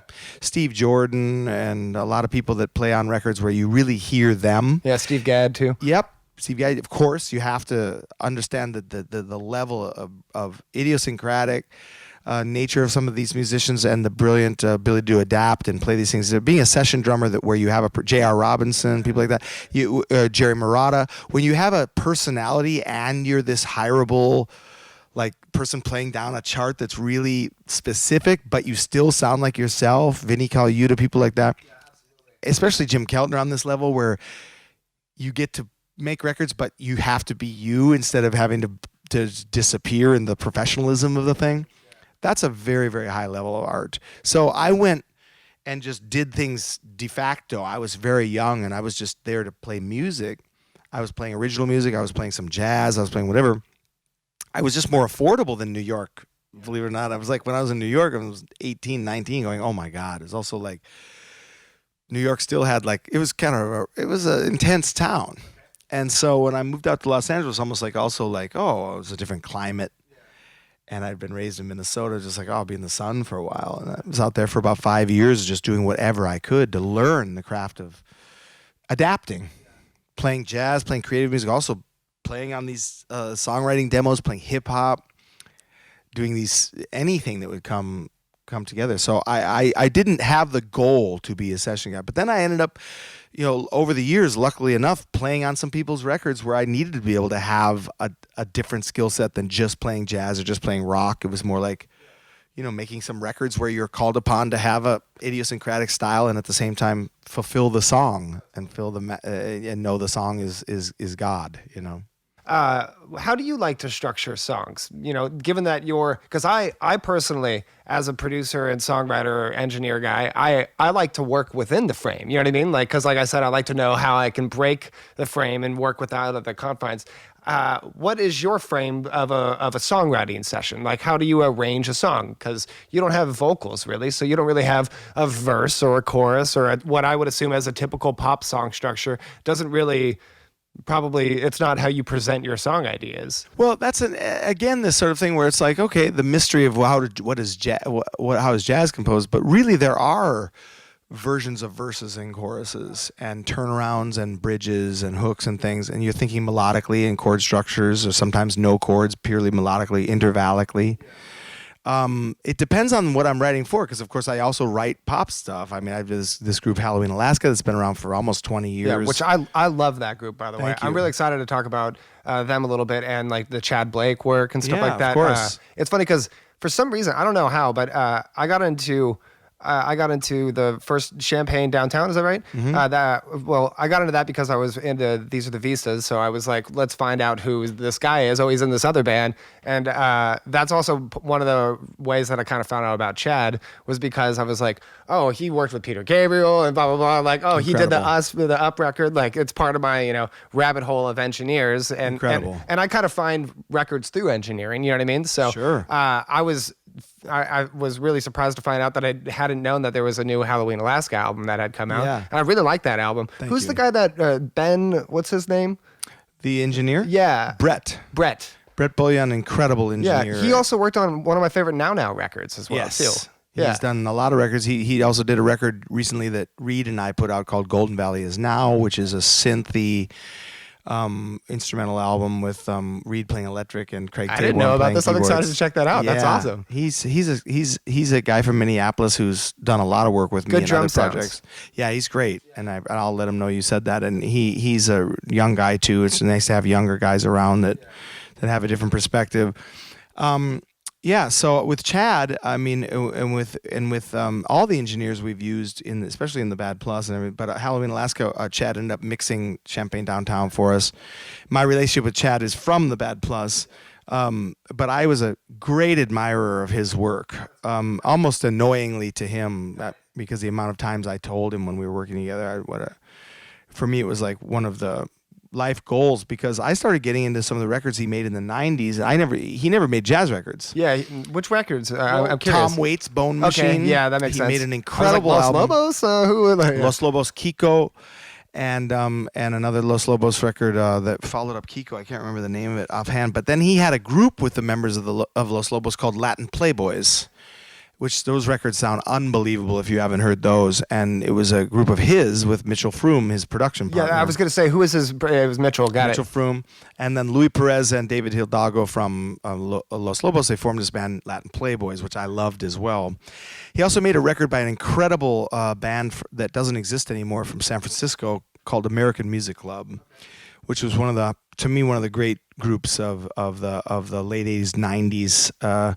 Artier songwriting bands, and there's a record called Mercury especially that I usually like to tell everyone about. I still think is one of the greatest albums ever made, and Chad and Mitchell did it. It's a very off the grid, that classic thing where in the 90s sometimes people were signing things that were very non-commercial, hoping they would break into some sort of post-Nirvana, like, look, all the doors are open, everyone. But this band was far too, in my opinion, just sorry to say it, but far too sophisticated to be some sort of mass audience scenario. Not to judge mass audiences, but I mean, I am judging mass audiences. Side note to this: have you ever heard of a band called Jellyfish? Of course. Yeah, I would consider them kind of like, it sounds like you're describing Jellyfish when you're describing this band. You could have Jellyfish. You could argue that Jellyfish was just too ahead of its time, and also maybe they were too big of a Queen ripoff. Got at it. Yeah, times. I love the drum sounds. That's some Jack Joseph Puig stuff. Which Incredible. Apparently Jack worked on the record that Chad did with Phantom Planet, which oddly Jason Schwartzman was the drummer for. Jason right? Schwartzman. Yeah. Well, who is? He's a Coppola, right?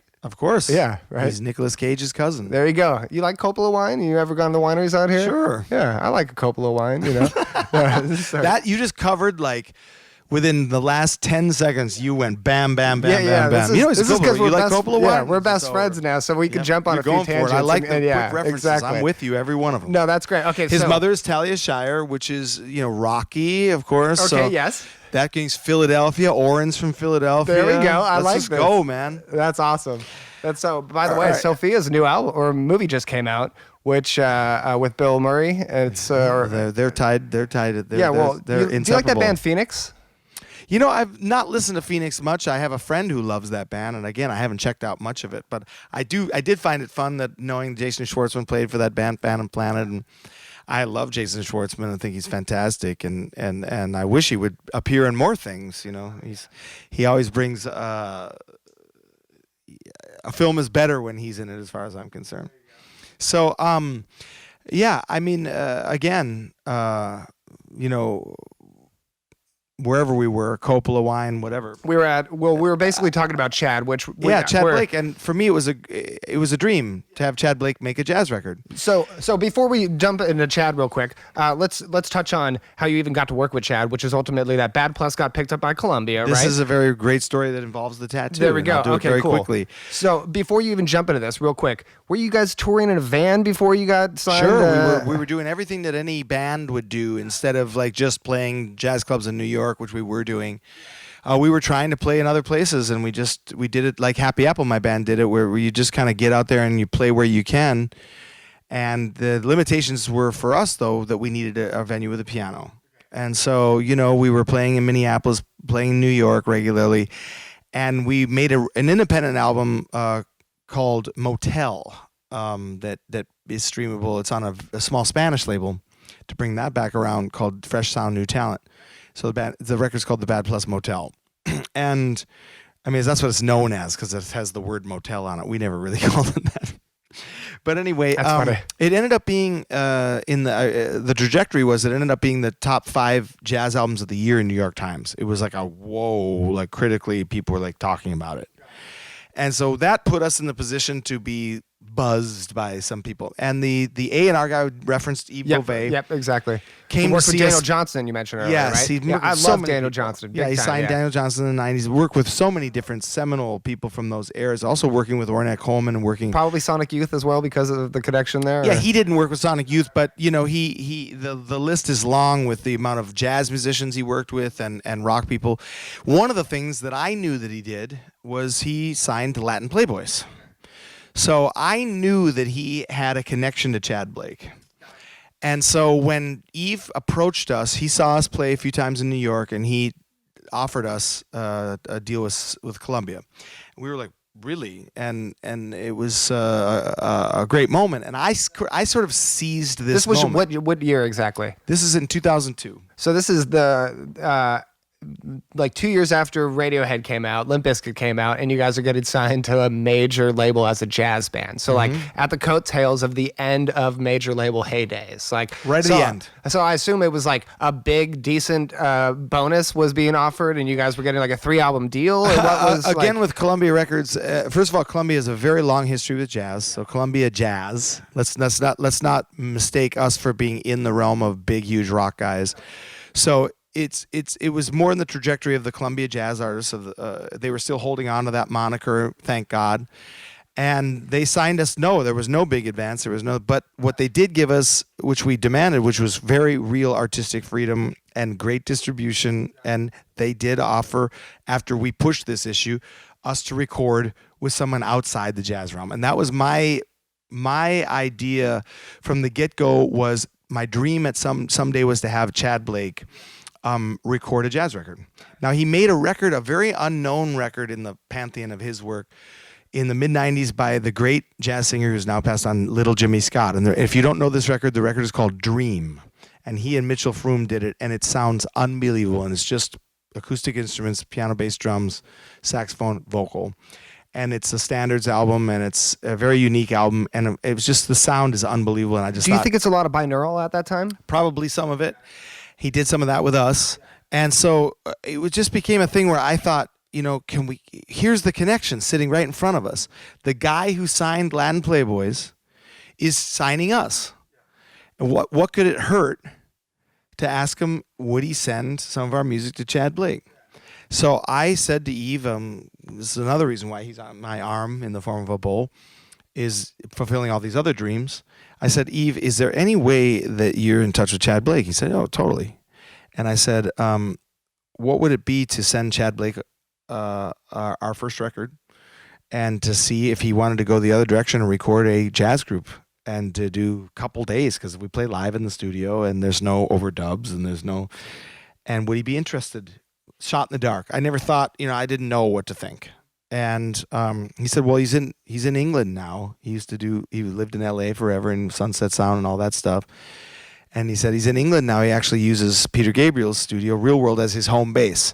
And I was like, okay, well, shoot. We didn't think they'd fly us over to England. I said, okay, well, would you just send him the music? And he was working on Peter Gabriel Up yeah. at the time. And he said he had been mixing it for like a year. Literally, that's what it took. That album is like one of my introductions to like asking the question, who mixed this? Yeah. You know what I mean? Like It's insane. And also like that leads me down the rabbit hole of like genius SSL users because Peter owned SSL. And so of course he had Chad running his SSL for that album. You know what I mean? Because Chad is one of the more avant-garde users of the SSL. Yes, of everything. Yes, exactly. Like the whole long conversation is the shit he did with us. And it's like, we're just this piano, bass, and drums, and his ideas, they stand out. Yeah, what a cool thing in terms of like all the visual art references that we made earlier and stuff like that. Like Chad is that with engineering. And not even the word engineering isn't the right word. It's recordist. He is an artist with the way that he captures audio. Absolutely the real deal, highest level. And we sent him the record, and I got a call like a few weeks later, and I just couldn't believe this was happening. Number one, we were like, we're going to record on Columbia. That's fantastic. We've all been living in independent label land, as you do as a jazz musician or an avant-garde jazz musician or a left of center jazz musician, not a straight ahead player. And he said, no, Chad loves it. He wants to do it. And I was like, wait. And he said, I think we can pull this off. You guys go to Real World, and you be there for like a few days, and then he'll mix it.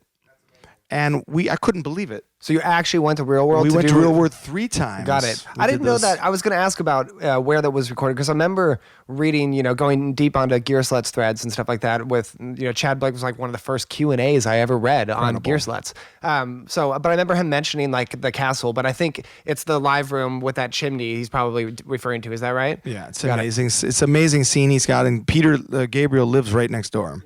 So he came over a few times. So funny. We got a chance to hang with him a little bit, and he's an incredibly cool person. I got a funny Peter Gabriel story that I think you'd admire. I went to recording school. One of my teachers, this guy Dave Ogilvy, was an engineer that worked with Peter at one point. And so apparently the story was that Peter decided to go out for a balloon ride one day, a hot air balloon ride with his family. So they went out and then they decided to like take a picnic, and they landed in some open field, which he determined was like some farmers. So he went to the door to like ask like, hey, I landed my hot air balloon. Is it okay if I have a picnic here? And the woman who answered was like, I'll get my husband. And I guess it was some guy from Genesis that he had a long lost like falling out with, and like was like the first time he's like, oh hey, like whoa, I had not heard that. Isn't that a crazy story? That's amazing. I figured you'd like that one.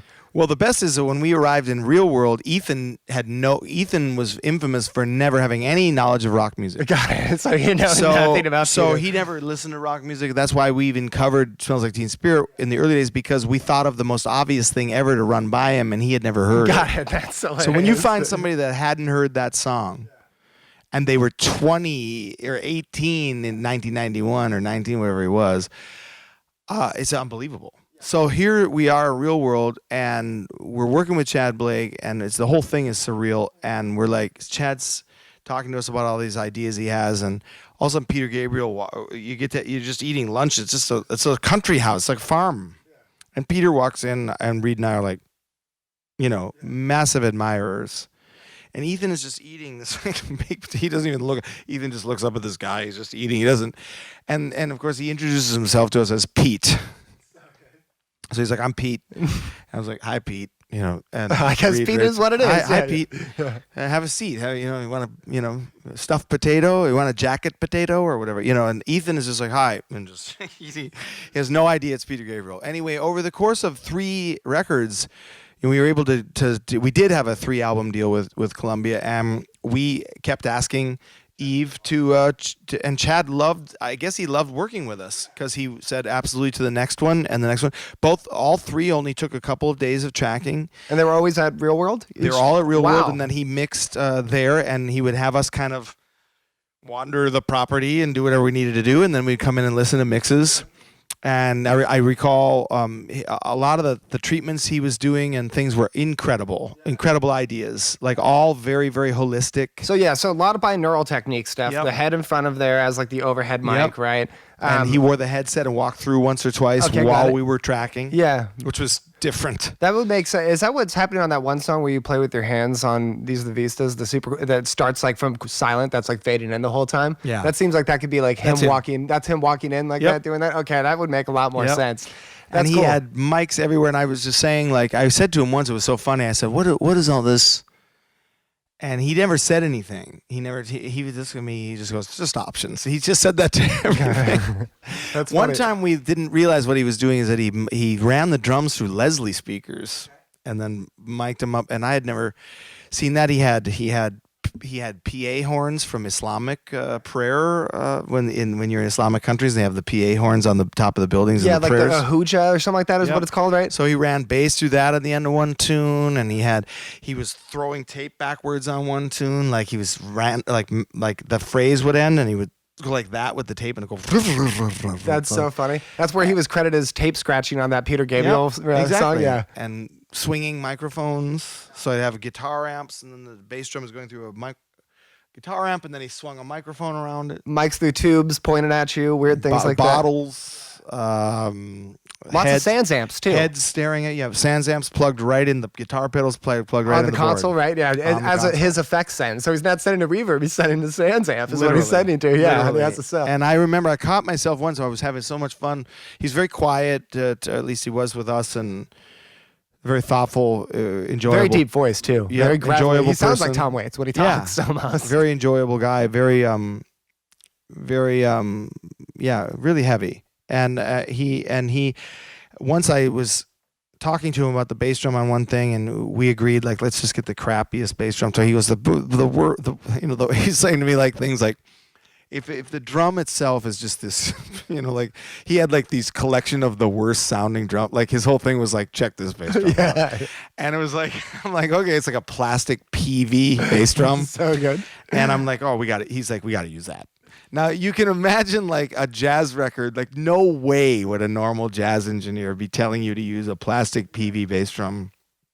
And I'm like, oh, yeah. So on Suspicious Activity, that record, that bass drum you first hear at the beginning, that's what that is. I was just gonna say that sounds like that's what that is on that song, because it's so defined, and it's like that is the centerpiece of the song. Exactly. Is like this kick drum is the lead vocal of this entire thing. He probably spent the most time on that kick, and to get that kick to be so weird. And he appeared to spend most time on the drums. You know what? So one thing I want to ask you about is drummer's perspective versus audience perspective. Are you cool with audience perspective? Because your records are an audience perspective. They are, and that's his thing. Yeah, so strange, because I guess that makes sense that would be his thing. But that's his binaural thing. I'd prefer to be the drummer of the band as opposed to hear the drummer perform. I want to be Dave King, you know? Right. And also his hard panning of piano and bass, too, very unique, which makes, again, serves my point of like the drums are like the vocals a lot of the time in the way that has a lot to do with him, and he explained to us. He would explain his processes, but he wouldn't explain what he was doing at the time or how he was doing it. I remember a collection of microphones that were a combination of one that was incredibly valuable and high tech, and then a Radio Shack mic taped to it. So he would have microphones bundled together, high lo-fi, incredible options. He would say, and then he said to us that the way your ear hears, which is what he's really interested in. He said, when you're sitting at a club, that's what you want. That's what we want to do here. We don't want to make a record that's all cleaned up and warm and rational. And he said, when you're sitting in the Village Vanguard and you're listening to a jazz group playing at a certain level, you're hearing distortion in the cymbals. You're hearing natural panning, and you're hearing that's the experience. He said, now, if this is a live art form, which it is, don't we want to make a record that jumps out of those speakers like you're right in front of it? And we're like, do it. I mean, let's do it, Chad. And so I'm saying the funny story is during the making of Vistas, I was talking to him, and I just said, yeah, with the bass drum, that's so wonderful. And I found myself saying right to his face, I said, I was so used to saying this to engineers. And I said, you just got to get that Chad Blake thing. And he looked at me just like, and it was this long, he was literally like this he far away. knew that you were the Punisher. And he looked at me and he's like this, well, we can do that. It was like, I'm Chad Blake. So, I mean, I think I know what you mean. That's awesome. It was a great moment between us where I had referenced how many times I had said to an engineer, could you do a Chad Blake style bass drum thing? So he hooked the Sans amp up and reverse the phase. You hear it, and there it is, and he did his thing. So we ended up doing 3 records there, and then we also ended up working with another brilliant engineer, Tony Platt, who recorded AC/DC and Bob Marley, and he's also we're working with Tony Platt, who made Black and Black, and it's like, wow, there's another perspective. Yeah, that's the Mutt Lange perspective inside of it. Yeah. And his perspective was incredible too. It's like continue the trajectory of working with people that were just outside of the sort of like, well, this is how it should be. And, you know, I suppose that's a great way to even conclude the way I think, or the way the Bad Plus does, is we do the thing that we do. We don't do it because it should be the certain way. And I think Ethan's even quoting as saying, like, we play the way we play. We don't play the way you think we should play.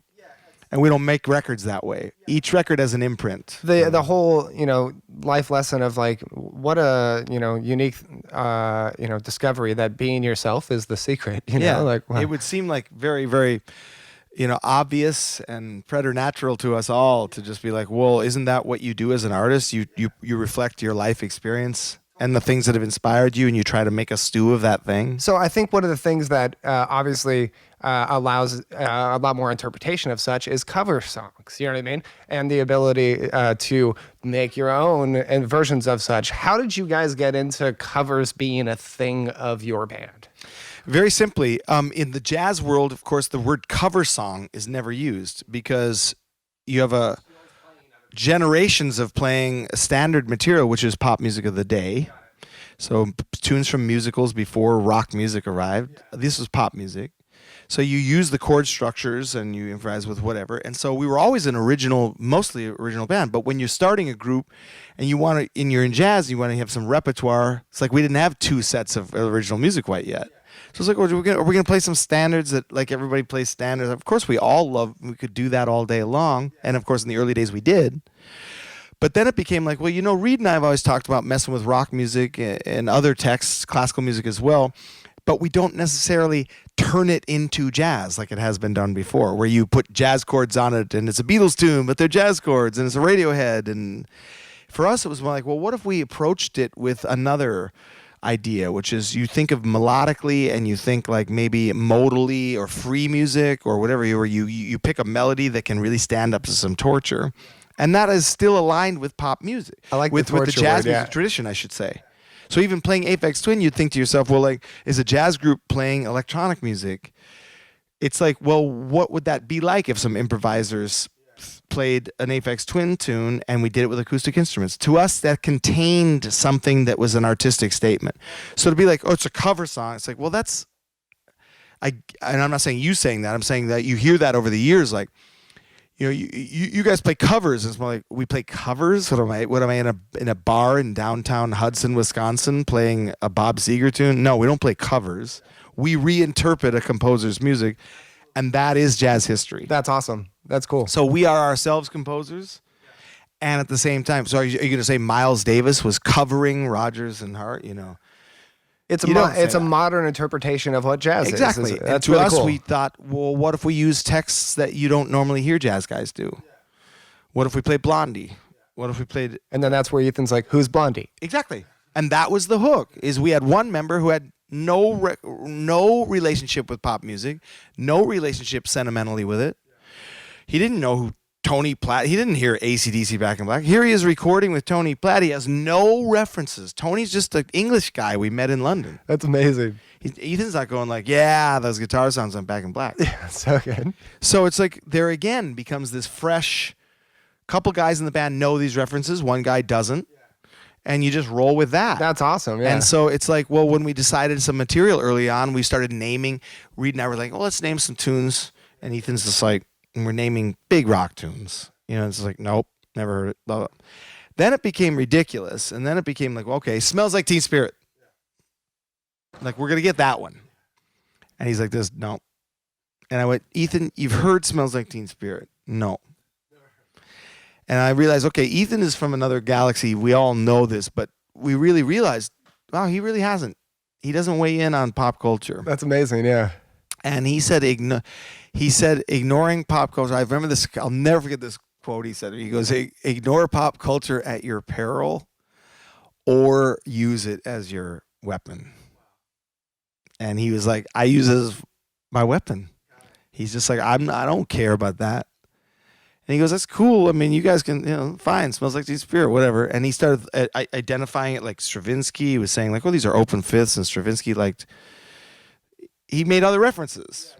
So we're making progressive music That is references. funny because I'd never even thought of that with the melody. They're so Yeah, he true. thought of it Yeah, as yeah, contemporary of course, classical yeah. music, and he's sitting there playing the melody. He goes, okay. So then we realized we had something with a way we could have, again, a unique way of interpreting things. And so for us, it just became, it was never like, how do we get over? Should we play Aphex Twin? That's such a cynical view. Whereas jazz music, how did John Coltrane get over? Did he play My Favorite Things? Yeah, he played My Favorite Things. It's a great song. And he made it even cooler. He just made it even cooler. He made it way cooler. In fact, there's an incredible lyric of an Elvis Costello tune where is a tune of his called This Is Hell. It's incredible. And he makes the reference, it's a record of his called Brutal Youth, ironically that Chad Blake did. Okay, nice. I like this. So in the reference, he's saying, this is hell, and he keeps explaining why you know you're in hell. And he says, my favorite things are playing again and again, but it's by Julie Andrews, not by John Coltrane. Wow. Okay. Isn't that an amazing lyric? I like that. Yeah. Yeah. And so it's like this idea that, there's all this music out there that you could interpret through the lens of being an improviser. And we did it with classical music as well. But we always predominantly played original music. On These Are the Vistas, it's 7 original pieces and 3 pieces by other people. No, totally. So let's talk about Aphex Twin for a second. Whose idea was that? That was Reed, and he was a very early on fan of Aphex Twin and a lot of electronic music, and of course we all were from when there was this sort of late '90s blast of post drum and bass. Things like Square Pusher and Absolutely, and, that Square Pusher Aphex are some of my favorite drum things. Sure, Yeah. Feed Me Weird Things is still one of the great drum programming. I records totally of all agree. time. I'm really excited to show you this newer artist named A.G. Cook at some point Please. because he's got some of the coolest. He's pulling from that era, and that's the only thing that makes me feel like I'm listening to Aphex Twin's new stuff. You know what I mean? And I think most people can agree that I think Richard D. James was one of the highest level. It still is, kind of like. Forefathers to some other music. It's other music, basically. Yeah, absolutely. And so Reed was like, well, the melody on Flim, the piece we did, is so perfectly minimalist and the way it moved, and we thought, well, that would be really great to interpret that with acoustic instruments, and we felt like, well, that's new, and I'm not sure people had messed with that before we did. Now it's quite common for people to be inspired and play certain things, but a lot of jazz musicians were getting inspired by drum and bass music at that time and electronic music. But we just kind of went in on it and played it as an acoustic piano trio, and it became one of the, staples of maybe an encore that we would do and whatever. And a lot of people never knew it was Aphex Twin. Some people did, but a lot of people just hear this sort of beautiful pentatonic melody and this sort of drum feature, and it became a thing. So the story that when we met him, I just will tell you really quick, is it was by accident. We were playing a festival in Spain. About Spain again, about 10 years ago. Spain, hey, yeah, we were in everything is cool in Bilbao or Spain. wherever. We were playing a festival, and it happened to be a creative music, like jazz and also indie rock and electronic music festival. Yola Tango was there. Remember that? We rode in the van with them. That was fun for me. I love that band. And we were standing, getting ready to get driven to our theater from the hotel. And Reed looked over in the hotel bar and standing at the bar by himself. Is the face Richard D. James? Reed looked over. He said, "That's Richard D. James." And of course, how do you know what he looks like? I'm wondering how he knew what he looked like, because it's very difficult. There's not many photos of him. Yeah, I mean, I would that are definitely know doctored. at this point. Yeah. And like a ginger-haired English dude, and very unassuming, like flannel shirt and standing there by himself. No one knew who he was. He's just sitting there having a pint or blah blah blah blah, and we just said, screw it, man. We're going to be those guys. We're going to go up to him. And, of course, we felt like maybe he'd possibly heard Of course he has. our version, and hoping he had, because a few people have contacted us that had heard what we had done. It's been really positive. There's actually quite a few artists that we've done their tunes where they were sent us notes and saying they were honored about it. And so we were like, they were fans of the band or whatever. So we walked up to him, and Reed said, "Hey, excuse me, very, very sorry to bother you, but I wanted to ask if you were indeed Richard James." Yeah. If you are indeed Richard And he D. said, James. "Yeah, I am." And he's like, "We're great admirers of yours. We're playing the festival as well." He's very friendly. And then we said, "We're a jazz group called the Bad Plus," and he went, "I know exactly who you are." It was great. He goes, "Oh, I know who you are. Of course, you played Flim." He And we were like, yeah. He goes, I really like it. I like it a lot. He said, and then he started saying he'd seen several live versions on YouTube, and he thought the live versions were even better. He was like, I think he appreciated the rawness of the live versions even more. And we ended up having a beautiful conversation with him, and he was completely willing to talk shop about because Reed is really into electronic music, and he has a home studio and works on a lot of it himself. Got it. That's awesome. And so he almost got into gear conversation with us, but we had to go. I mean, he was willing, and we had our photo taken with him, and he was incredibly sweet. And you could tell, in a way, for someone who appears to hide from acknowledgement, he was obviously there to do a set, so people knew what he looked like. He's on stage, but he was just really. You could tell he was like a curious, fascinating person. Like, he really was not shying away from discussing the music. And if we didn't have to go, I bet it would have gone down like a few hour conversation. That's amazing. Yeah. Yeah. He was ready to roll. That's awesome. With a conversation about how he does his shit. It seems like in some way, I'd have to look at the years, but it seems like that cover could have contributed to the Drux album. Is that possible? Or are those two different eras? They're two different eras, but I mean, I was a Drux fan as well. I don't know. I mean, I don't know enough about whatever. I just know that he... lots of robots were involved. Yeah. Lots of player pianos. Lots of the player organic pianos things. Yeah. Who knows? But it's in the same era. But I mean, if anything we did, I doubt that I think he's a fully formed. Maybe even there's some great piano player piano pieces by the great classical composer Conlon Nancarrow. Yes, that's what that guy A.G. Cook that I mentioned. He idolizes that guy. Yeah. So Nancarrow, we actually have an association of some of the Nancarrow stuff as well, because we've delved into a lot of contemporary classical music over the years. Ligeti and Babbitt and Stravinsky, and we're all fans of Conlon Nancarrow. So maybe it's coming more from his. That makes sense. Maybe Richard James is like a Conlon Nancarrow. Yeah, guy. Exactly. Yeah, when I hear Nancarrow, that's what I hear, like what Frank Zappa, you know what I mean? It's like It's like writing the things to be done as opposed to it being aesthetically really pleasing. Yep. You know what I mean? As opposed to no one's really done this or gone down this territory. Yeah. I think that's another good story for you. Did you ever hear the story about how Richard D. James was sampled by Kanye? Did you ever hear that story? So apparently it's that song Avril 14th, right? The piano one. Incredible. And so Kanye asked to sample it, and he was like, yeah, not a problem. And like, actually, if you guys want, like, I can like do a higher fidelity like version because you like, pitched it and blah, blah, blah. And they were like, sure, like, thanks for this. We'll let Mr. West know and like get back to you. And then they got back to him and they were like, Mr. West said, tell that fool it's not his song anymore. And that like, I don't need shit from him. And it's like, that was like one of his AMAs on Reddit. So good.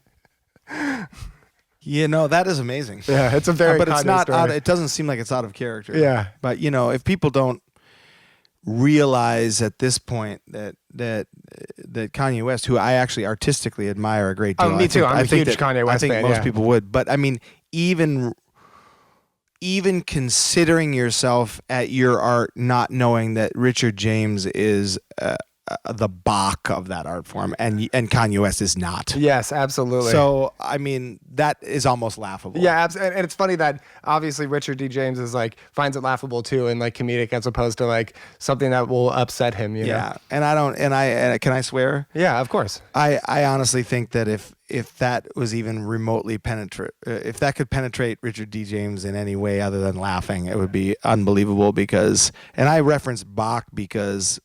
Fuck you if you don't know that is some shit that 300 years later nobody's even dealing Absolutely, with. Absolutely, yeah. So all I'm saying is that, I love Kanye, but get in line if you're gonna fuck with Richard D. James about anything.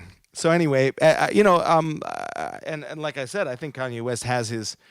But if you don't know that it's an overused term of spectrum shit, but.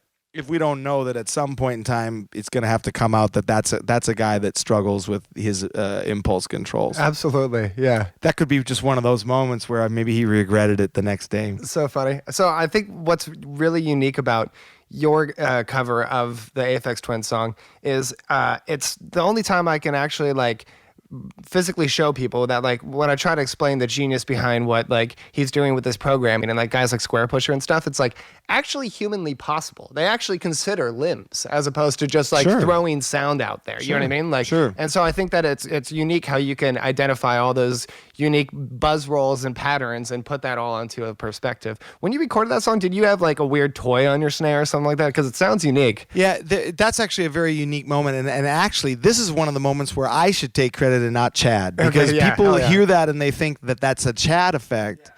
But what it is I put a small toy that I sometimes play with on the snare that you hear jingling when I hit it. I once saw you play that with Wendy Williams, like at a show out here in like Wendy Saratoga. Lewis, yeah.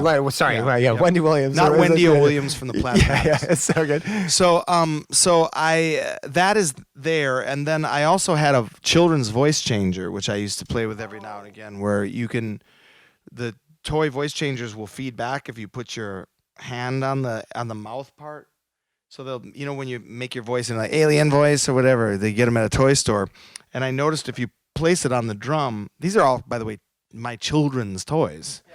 So they would get something at a birthday party, and I'd be looking at it going, I should use this as a drum. Walkie-talkies, anything that you could use things for. So I put it on the drum, and it would go.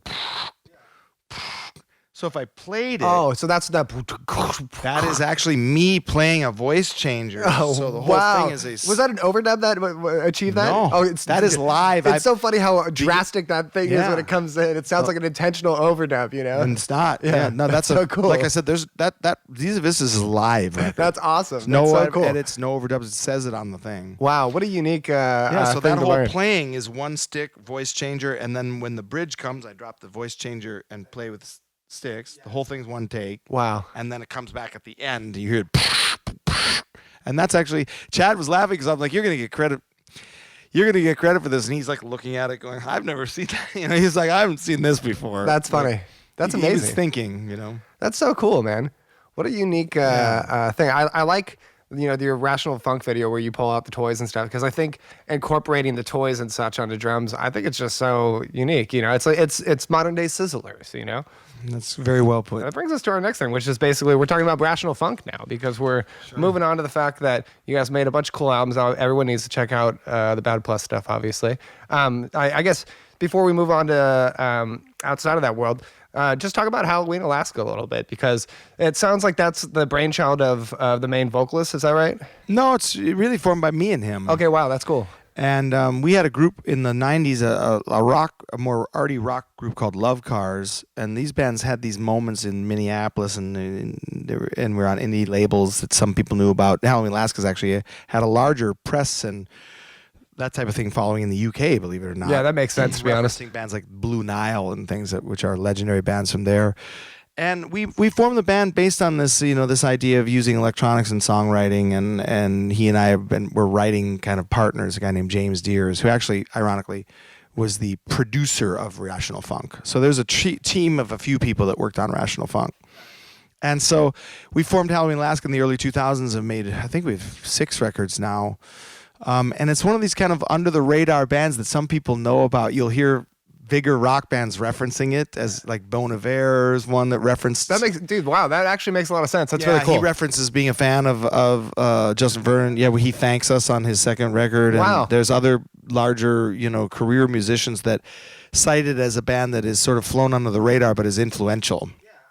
Frank Ocean once mentioned us, things like that. That makes so much sense. That's cool, because I found that album to be a really influential, like the initial Champagne Downtown, like just tonally, aesthetically. Yeah. Also, like the vocal tuning was kind of one of the things that like I really love as well too on that. I'm a big vocal tune guy. Like I love tuning, and it sounds like that's kind of one of the more like forward-thinking records in terms of it's like whatever, it sounds cool, like. Yeah, we're messing with whatever tools are there, but exactly. do it in a tempered way. And actually, believe it or not, how Chad ended up mixing Champagne Downtown was that when I was recording with the Bad Plus on the third record there, Chad and I were talking, and I mentioned Halloween Alaska to him. He said, he was saying to me, you play outside jazz, right? And because he was actually for a minute talking about maybe having me come and do a session or two. It ended up not happening, but and I was like, of course. And I said, I have this long-running band that I would love to play you a tune of sometime. And he said, what's it called? And I said, Halloween Alaska. And he was like this. And he was sitting there like, wait a minute. And he was this long pause, and then he went to his computer and he pulled up an email. This was a great moment for me. Wow. He pulled up an email, and the email was from Tom Waits. Oh, and wow. Tom Waits said, have you heard this band. I've heard this band on college radio in America, and they're called Halloween Alaska. It's really unique, and it sounds like your influence. Wow.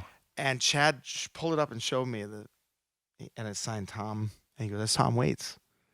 And I was like, dang. That's so When funny. I called those guys, I was like, hell yeah. I mean, it doesn't lead anywhere. It's not like you all of a sudden call Tom Waits and go, "Hey, Tom, I'm in that band that nobody really knows, but you love," And so check that out. Yeah, whatever, But that kind of it picked Chad's interest. And so when we finished Champagne Downtown, which was the third record, Who engineered and produced that? The engineer of Champagne Downtown was the keyboardist at the time, Ev Alcott, and he's a great engineer, and he was in the band, and he left after that record, but he engineered it. He engineered the first two as well. The first one is self-titled, and the second one is called Too Tall to Hide.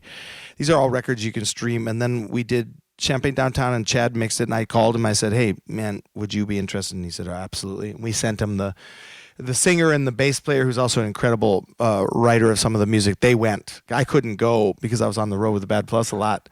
They went. Was he and mixing stayed out of with his Chad. house at the time, like on his little icon desk? Yeah. His studio, Mongrel. Yeah, his home that's right, studio. that's right, They yep. stayed at Chad's. I think they slept on the floor of his studio. That's awesome, yeah. And they were out there for about a week with him. Okay, wow. But I didn't get a chance to do that one. And he did an incredible job on that. And then we've made a couple more. One called All Night the Calls came in, and then a record of other people's music, a EP called Liberties, and then this new one called Les Centres, which is French for the center. And Brett Bullion, the great engineer, did and recorded and mixed that. Yeah. But Brett's also had studied with Chad. He went and Oh, did wow, some that- of Chad's intensives. That makes so much sense. So That's it's all funny. in the family. I mean, the whole thing is these guys are all sort of sharing a brain on some level. You as well, Yeah, no, that's cool. It's funny. I had to write down on here a funny story about. You ever heard of Tom Lord Alge? Yes. No, so course. yeah, mix engineer, Legendary. legendary SSL mixer. Mm-hmm. So I had the opportunity to hang out with him when he was mixing a song for me a long time ago, and he was like, "What are you into? Like, show me something."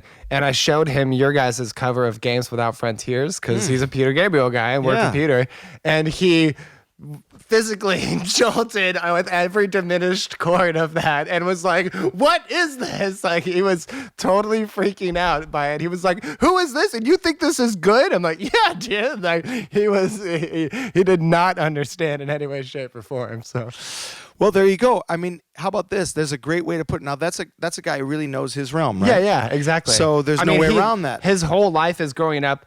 Like his story was about how the first time he ever worked with Peter, he didn't want to turn around from the console and be like, "Hi," because he was the guy front stage at every show, Sure. being like, "Yeah." And then so Peter was Sam. like, "I know you." Like, so.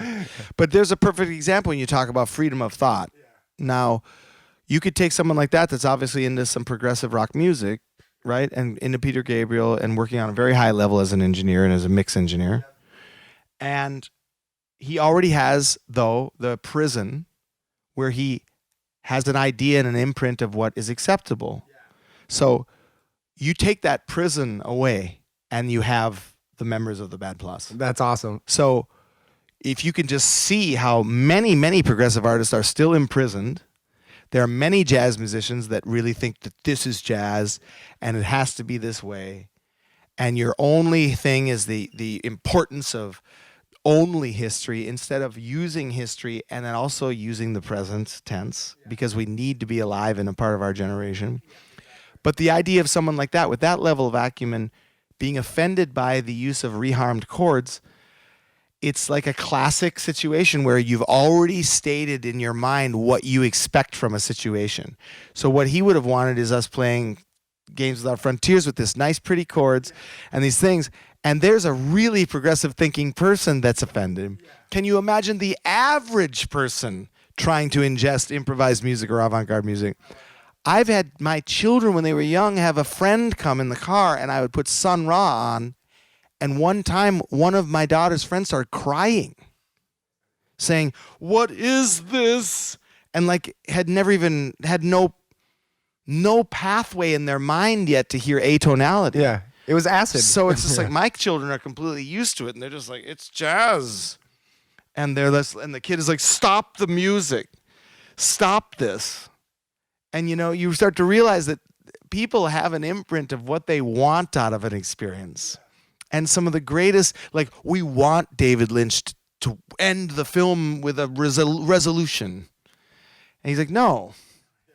It's a new narrative. And these are challenging of narratives. The same thing can happen in music. And the whole thing with the Games Without Frontiers thing, which is just like, we're going to challenge the narrative of how you would play this. And there's an exact version. We're not going to use Bill Evans style chords and jazz harmony to make it jazz pretty. We're going to use these uglier chord progressions, and we're going to mess with the construct, and you're going to have to deal with it or not.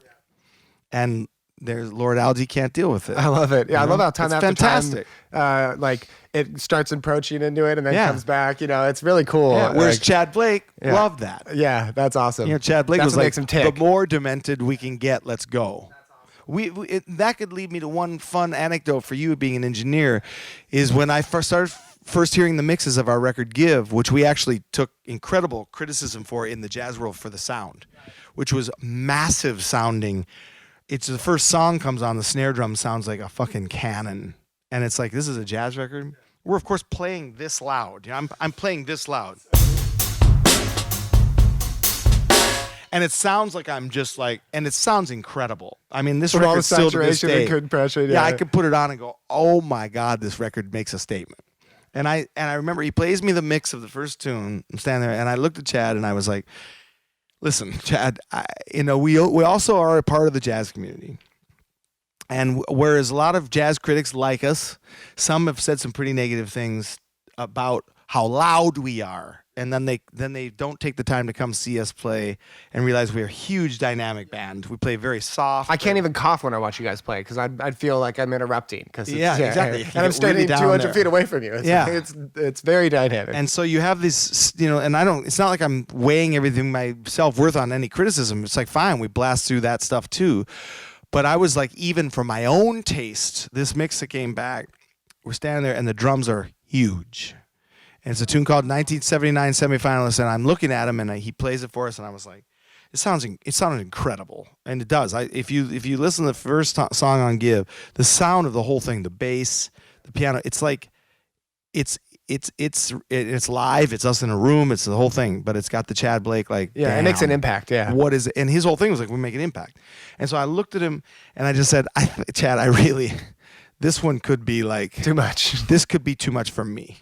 And I said, he's like this, just looking at me, and I was like, by the way, doing anything you want. He never strong-armed anything.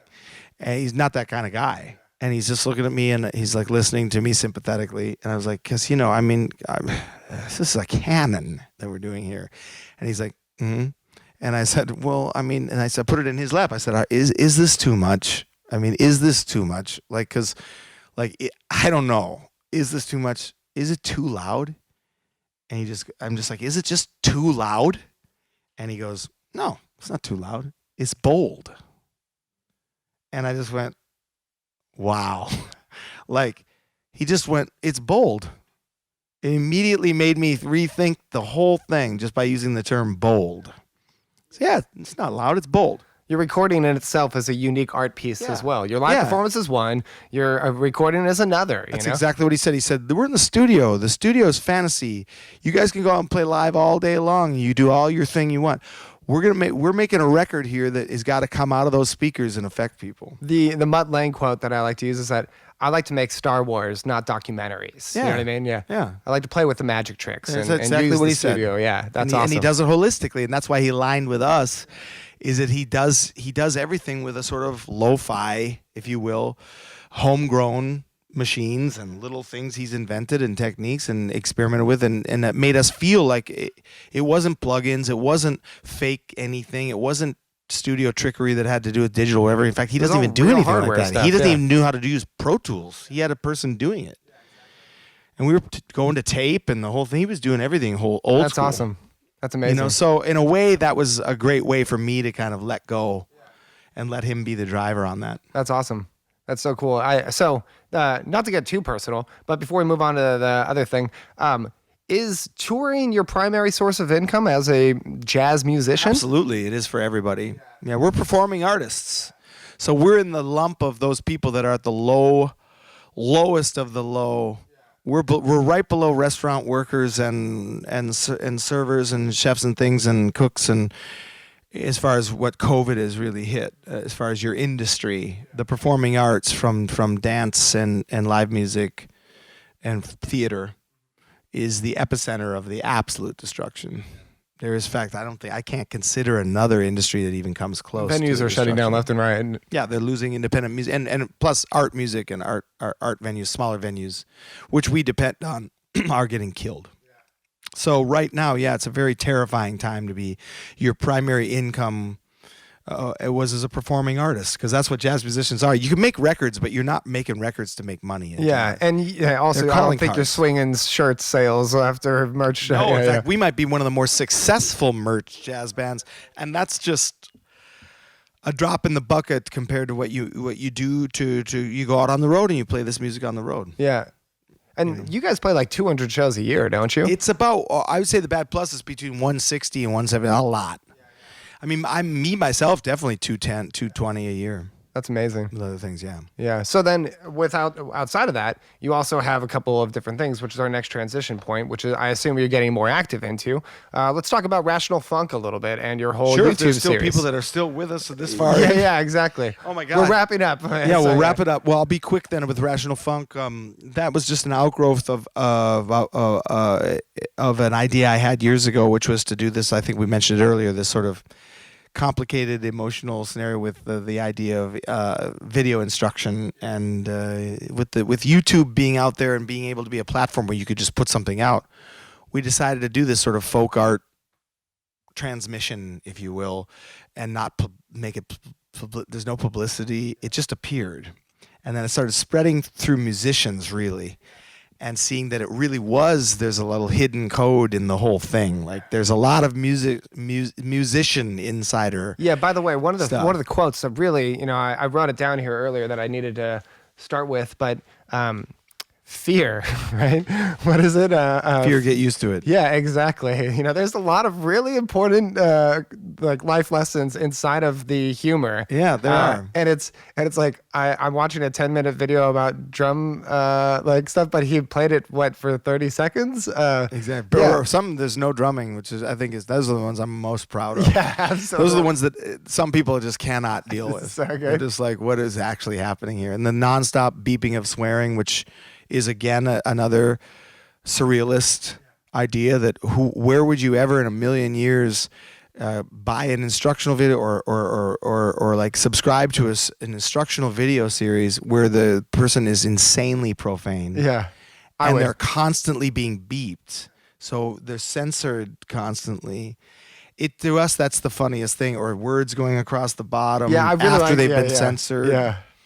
These were all ideas we had of ways we could make it a non-parody, that it is its own entity. For us, it was like parody is not enough. It's a parody of a drum instruction video. That felt like Portlandia-ish or something. Even though I think we were definitely before Portlandia. Before Portlandia, absolutely. And this sort of it just felt like this was a love letter to the musicians. And if anybody else digs it, we felt there was stuff for anybody. You didn't need to be a musician you could have been just many fans of the show are not musicians, they're comedic fans or whatever. But we never promoted it. It just appeared. And it started to appear through the lens of some Bad Plus fans started sharing it. Yeah, I don't know how I ever saw it, but I remember it became, it's a thing that I still reference and show people. Yeah. You know what I mean? Like, yeah, and pull up musicians, videos it's a thing. And you see the overall views are like, over the whole thing, the top views on one or two of them was like 200,000. It's usually about 30,000 to 40,000 views. And we did it for a year and a half. We did 60 episodes, and then we kind of made the statement. It was very hard to do. That's a lot of videos, to be honest. Every Tuesday for a year and a half or whatever. We took only like a month off once because I was on the road so much we couldn't get them filmed. How do you go about filming those? Is that all improv? Like yeah, you're just going for it? I had lists of topics. And he turns it on. In fact, they're barely edited. So good. God. They're just streams of cut here, cut here. There's no two takes. Canary yellow. I don't go, let me try that again. Let me try that riff again. Never once. Yeah. And then we were done with it. We ended it in May 2016. We had made the statement. It aired. First ones were in January 2015. and then it ended in May 2016, and then it was it. We had made the same. We never thought about doing anything with it. And then when COVID started shutting down, we were receiving more and more messages because, of course, it's just out there in perpetuity. So many people were finding it later after it's long. We're like, what is this? And it started we were getting more and more views of the original one. And then we thought, well, we have the time. We'll bring it back as a limited run, and we'll use it as a way to be able to try and raise donations. And also cover the cost of doing it because it costs money to do it, and we never charged for it, and we ended up never charging for the original 60. Ended up doing that all on our own costs. This time we're like, well, we just lost all of our work, so we're gonna ask fans if you could donate $10, $15. That we'd appreciate it, and many fans donated to it, and we were able to cover our costs, and then we made 3 donations to artists relief. And one to a great social police reform organization called Campaign Zero. And it was like a great way for us to just close it down again and come back for the fans, and people really were tuning in, and it was very positive. And have it all work out for everyone. Yeah, we did 16 more. Ron Miles appears again in the last 7. The great trumpet player who starred in the first sort of trailer series that opens it. There's a new one called He Shoots, He Scores with Ron Miles, which if you actually check it out, that's my dad playing the goalie. Got it. That's what you thought I was referencing hockey earlier. rink. So you as an old hockey player are going to appreciate this. I love it. Great. And that's all it was. It was just an exploration of, again, surrealism and trying to have a sense of humor about what you care about so much. Like Duchamp, you kill the thing you love, I love that. Yeah. So good. So then now it's time to plug some of your teaching, because you're doing teaching and instruction and stuff like that. On that note of having my entire income decimated, I will make one plug that I have been teaching. Again, I'm an adjunct professor for the New School in New York, so I have some New School students still. But I went off on my own at the beginning of COVID because I have children and I've got people to support and whatever. And I was like, well, we got to get back into teaching now. And luckily, I've been able to have a pretty good roster of students since late March. And so my teaching site is drums.study, so www.drums.study. And you can sign up. It's very easy to sign up and there's maybe we'll copy 60-minute lessons. Yeah. There's 60-minute lessons and 30-minute ones, and I've got students from all over the world, and we do it on Skype, and it's actually worked. That's great. Yeah. I would love to take lessons from you. Man, they're available through the fall. I'm going right now. I've extended the period till the end of the year. It might extend beyond that, but we've had to create extensions as more shutdowns happen. But I've had a coterie of people who've been with the whole time, but I've taught over 300 people during this thing. Wow, that's amazing. Some people stay for the whole run. Some people take 1. Some people take 4. It's just been amazing to meet all these people. What do you cover exactly? What do you cover exactly? Anything anybody wants to. Got it. I like that. Yeah, I begin by getting the biography of the person, and then if they have any direct questions, and we roll from there. But I've had many people, and also composition. So I have several composers, several guitar players, saxophone players. They want other perspectives. And bunch of drummers, and we get into drum stuff and drum nerd stuff, and we play, and I assign things, and it's just a normal drum lesson. Believe it or not, it's worked out really well, and I enjoy it. That's awesome. Yeah. It's getting to meet. I've met some really interesting people too. It's like you forget, like, okay, there's all these really fascinating people out there, and you get to meet these people that are coming from all these different life experiences, and they're fans of the music, but also I'm there trying to help them get to their next level, and that's the goal. So I take it seriously, That's amazing, man. Yeah. So it's drums.study. Great. Well, I think it's perfect time to wrap up Cool. here. I think we did a great Sam. job. I really appreciate you coming through here. This is such a unique opportunity, and I value all the work that you've done and all the lessons and things that we've talked about, and I've enjoyed the talk too. You're very, very nice and bright, and everybody here is so cool. Todd, the great wood genius, Todd Created Wood. Absolutely. I appreciated being invited. Yeah, great. Well, a little shout out to Topo Chico, and our Zildjian and Todd Created Wood and Vic Firth, etc.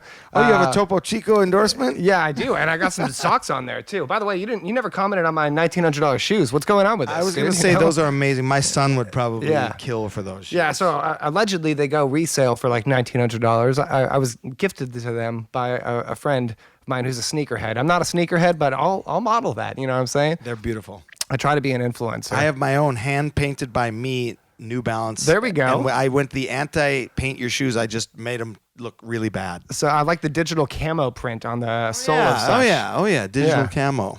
Thank you for being here, Dave. something. I appreciate Thank you, this. Sam. Absolutely. I appreciate it. I will play this out. Thank you.